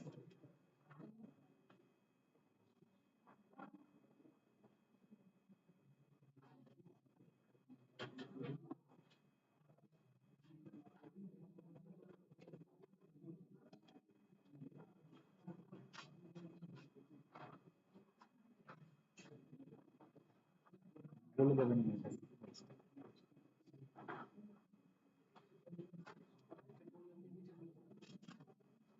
বনবিবিটা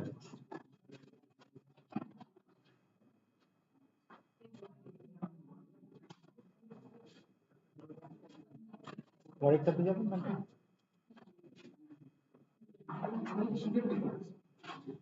না ম্যাডাম এদের এরকম কোয়ালিটি না খেয়ে থাকে কি কারণে ওরা চিরকালই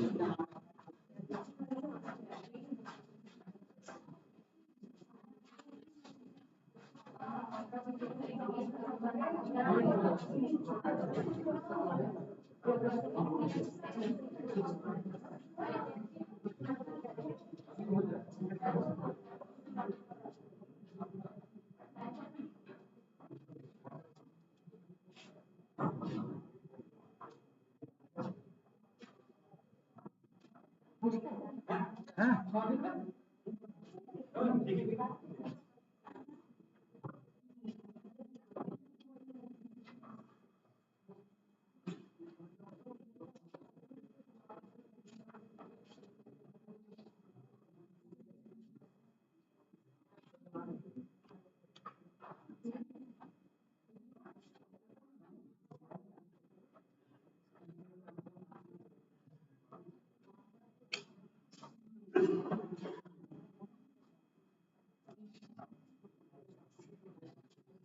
দাস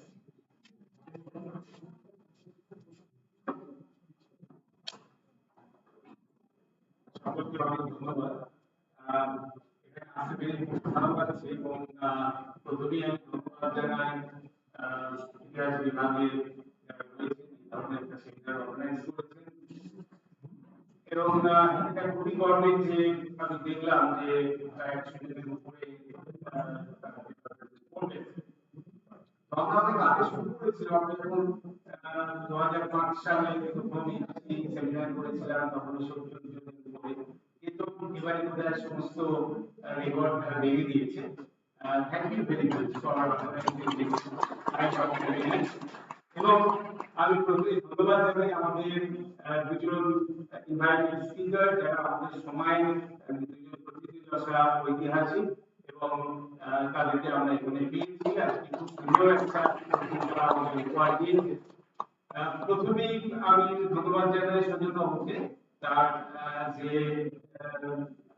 প্রেজেন্টেশন যেটা ছিল আমি ব্যক্তিগতভাবে মিজোরামে কিছুদিন ছিলাম 90-এর দশকে তার ফলে এই গল্পটার সঙ্গে আমি পরিচিত এবং সেখানকার বিশেষ করে 90-এর তার কিছুদিন আগে হয়ে গেছে কয়েক বছর আগে যার ফলে সেটা তাদের মেমোরিতে ভীষণভাবে ছিল এবং বিভিন্ন গল্পের মধ্য দিয়ে এই গল্পটার সঙ্গে আমি পরিচিত ছিলাম।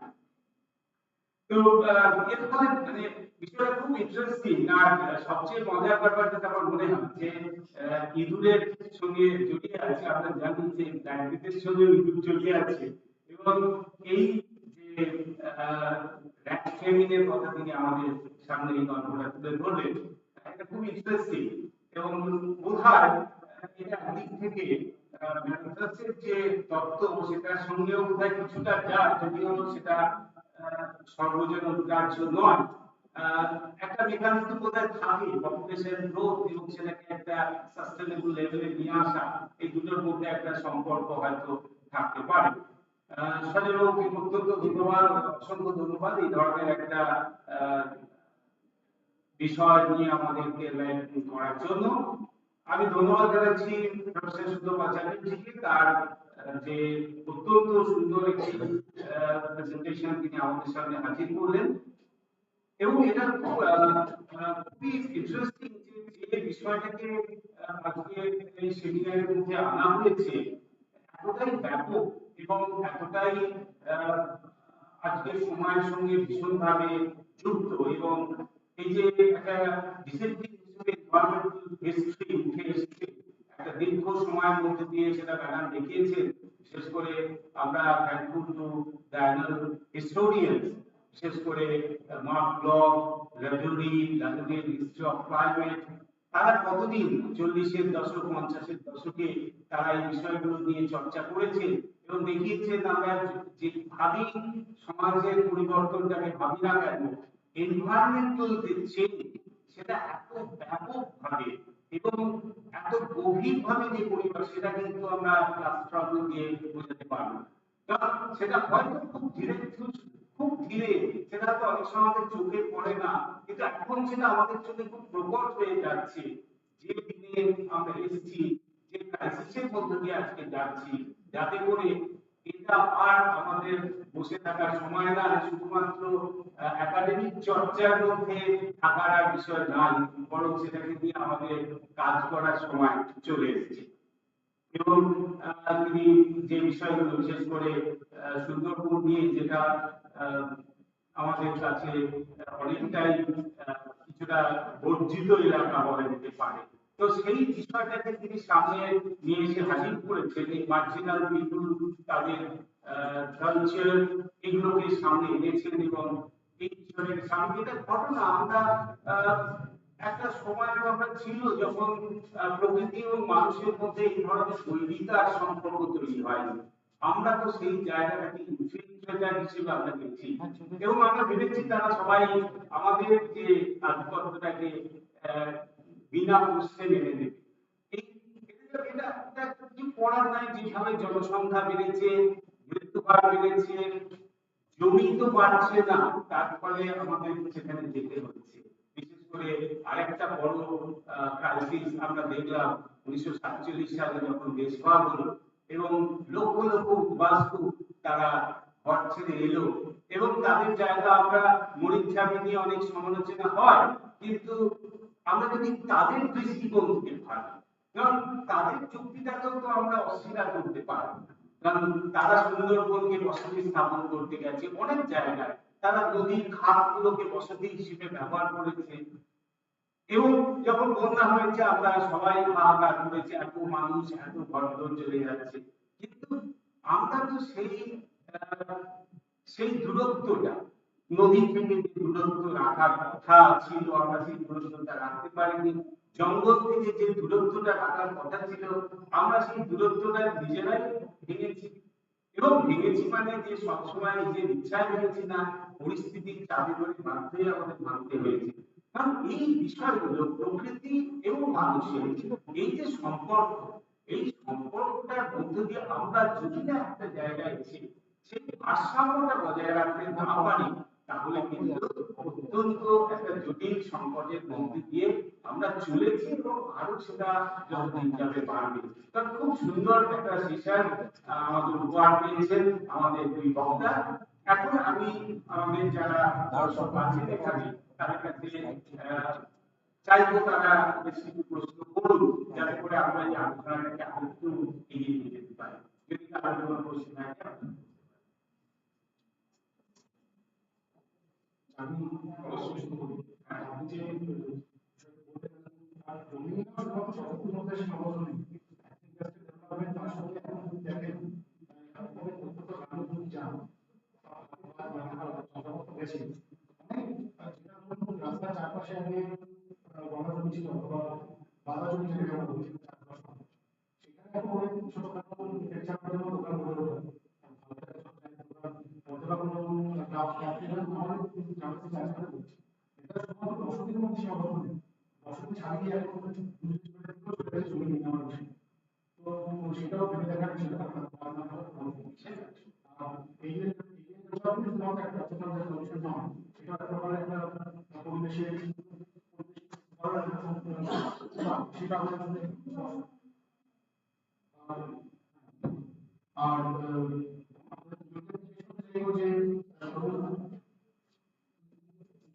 সবথেকে ইউরোপের অগ্রণ ভূমিকা আমরা দেখি আমরা জানি ব্যাকওয়ার্ড সিস্টেম একটা জন্তু বলে খুঁজে পাওয়া যায় তো প্রাথমিকভাবে লড়াই যতক্ষণ যখন চাপ করা এবং সেখানে যে উৎপাদিত অথবা জন্তু জানোয়ার তারা ভূমিকা প্রক্রিয়া সম্পন্ন করেছে প্রক্রিয়া সম্পন্ন করার পর তারা এনভায়রনমেন্টাল এথিক্স তারা নিজেরা তাদের এবং তো সেক্ষেত্রে দাঁড়িয়ে আমরা কি এই এনভায়রনমেন্টাল প্রকৃতি এক প্রকার ভাবে করছি এখান থেকে উপায় মত কি আমাদের নিজেদের সমস্যা বা আমরা ইনোসেন্সিটিভ দিয়ে কিভাবে পারবো নাকি তাছাড়া সেটা বাইরে দিয়েও নিজেদেরকে আমরা স্থাপন করছি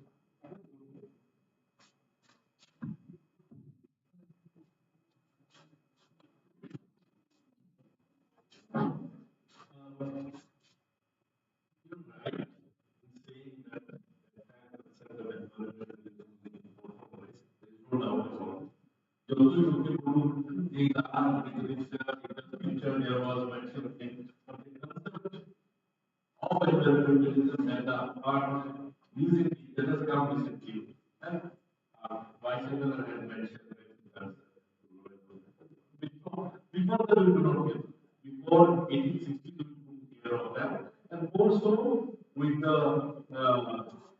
recent climate change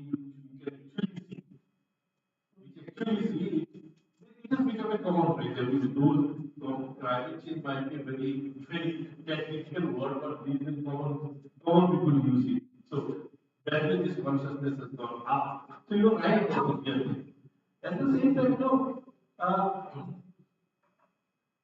this is also right that when I'm at home, so when my wife tells me switch off the light, switch off the light, don't use it so much, don't use the thing, AC so much, electricity one day will disappear, then what will you use? I think why are you saying that? Because those people those who have given us this age, they have already enjoyed their life. They already use all kinds of electricity, all kinds of petrol, all kinds of diesel, and now it is going to be exhausted down. We use it as much as possible. When it is exhausted, all of us will die. There is why we have started using all this now. And now only the idea is coming. So the idea, you are very right. Actually, it should be explained more that why America refuses to sign any environmental emission norms or anything. If Trump come back, it will be more. But they impose all these things on us. And we are getting the fruit of development now. And now only they are saying you should not use it. Don't use this. So whether we should accept it or not, it's a debate. But at the same time, it is also true that there are weaknesses. There are weaknesses. I come from a region, northeastern region, where it is extremely informal. There is extreme climate, like when it is cold, I live in Shillong. Even now, it is temperature is 10 or 11 in the month of February. And we the change in Chinese market. I've written about it in very many, we talked about it. Uh, it's, there is so much of delivery for a future artists. You see those who go to Rome here for visiting. You can see it yourself. Nobody is to tell you. Greenery is complete. Arunachal and other things are supposed to be, 80% covered in jungle. You not fine. Rivers are being dammed. There are huge number of dams coming in. In one river, there is Brahmaputra, the largest. China is building them, India is also building them. So where will the water go? I come to North Bengal. One of my students were taking me around and saying that there are bridges. I said, and I said, bridges over what? I said, there is a river. I said, there's no water. How can a river live without water? I don't understand. Even they are completely dry, their sand and stones have been quarried completely. Now, this we haven't been done. We have done, and the threat is on us.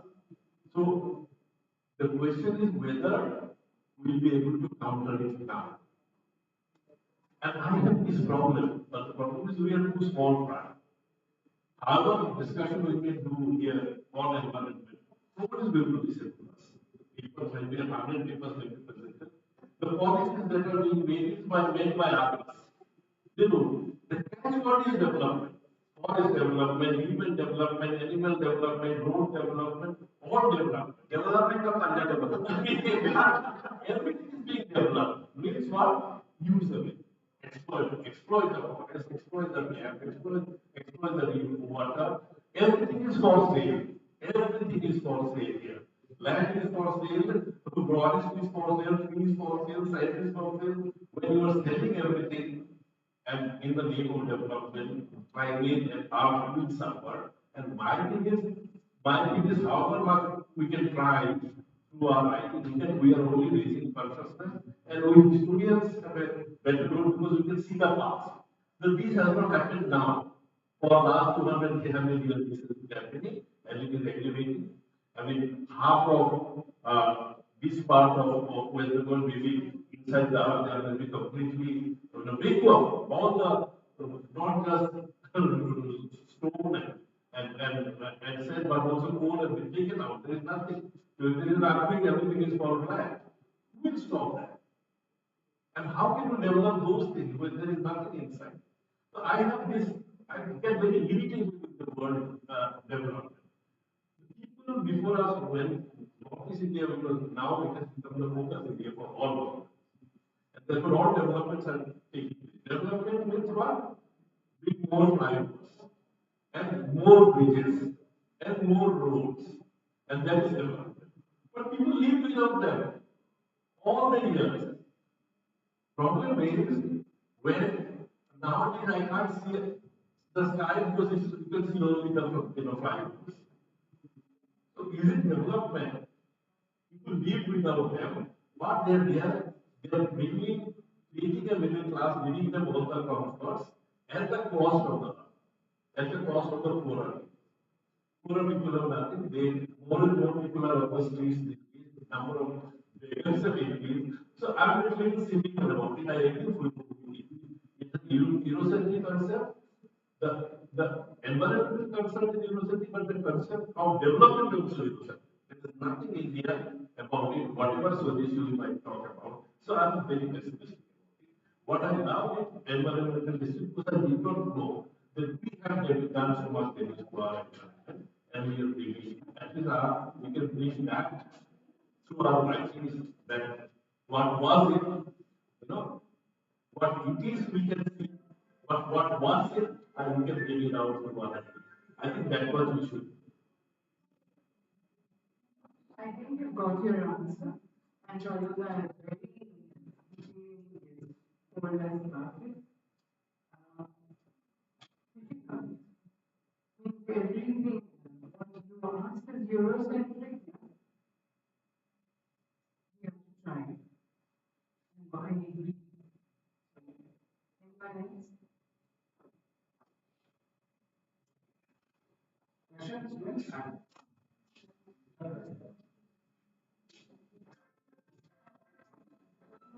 Next question is when is our lunch?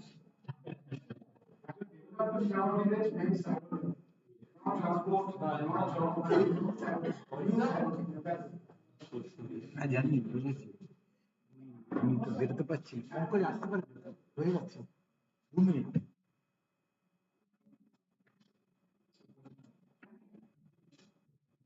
Thank you sir sir पूछना चाहते हैं कि पर्यावरण का स्रोत क्या है स्रोत स्रोत किताबी भाषा में हम लोग जान सकते हैं लेकिन बट ऐसे जो प्रैक्टिकली जाना चाहते हैं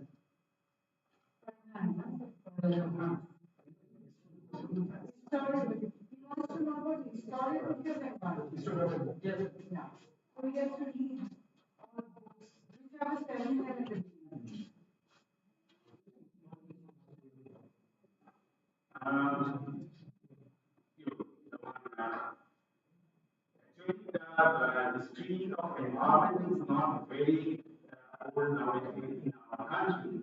Even from 80s or 90s onward, you can go through the works of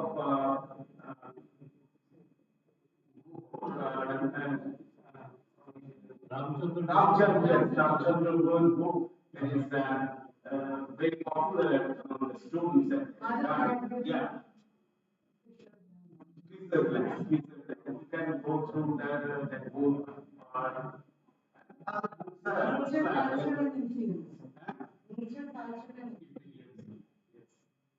go ahead. Only time. Going to research.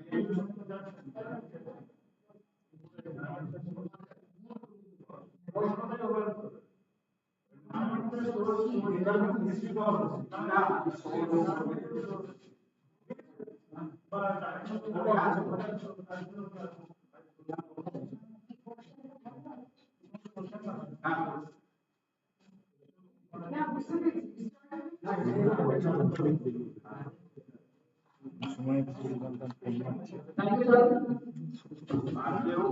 Thank you.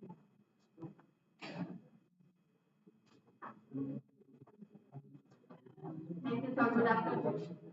Sir professor ने किसी भी क्षेत्र जो एक क्षेत्र का है उसका स्वरूप क्या है उसका एनालिसिस है जैसे हमारा पश्चिम बंगाल है वहाँ उसका स्वरूप कैसे है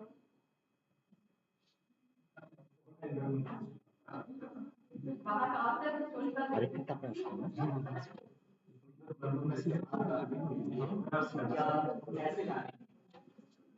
And what are the factors to know about it? Sundarbones environment के होते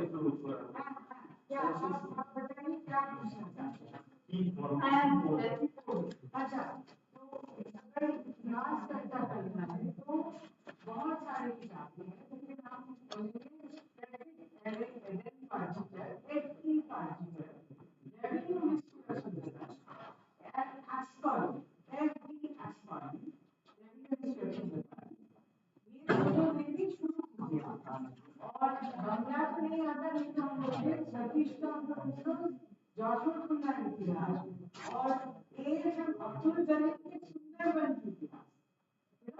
These are, and you can read graphs with, you can read particular aspects which you then आप हमको मेल कीजिएगा हम आपको किताब भेज देंगे अगर आप और पीरियड का सुंदरबन पढ़ना चाहते हैं वो भी मेंशन रिसेंट पढ़ना चाहते हैं तो और भी सब वो हम आपको आपका मेल आईडी दे दीजिएगा हम आपको mail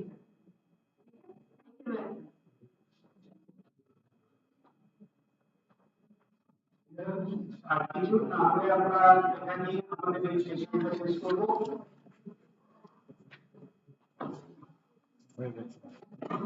okay thank you very much আমরা আজকে এখানে এই সেশনটা আমরা শেষ করেছি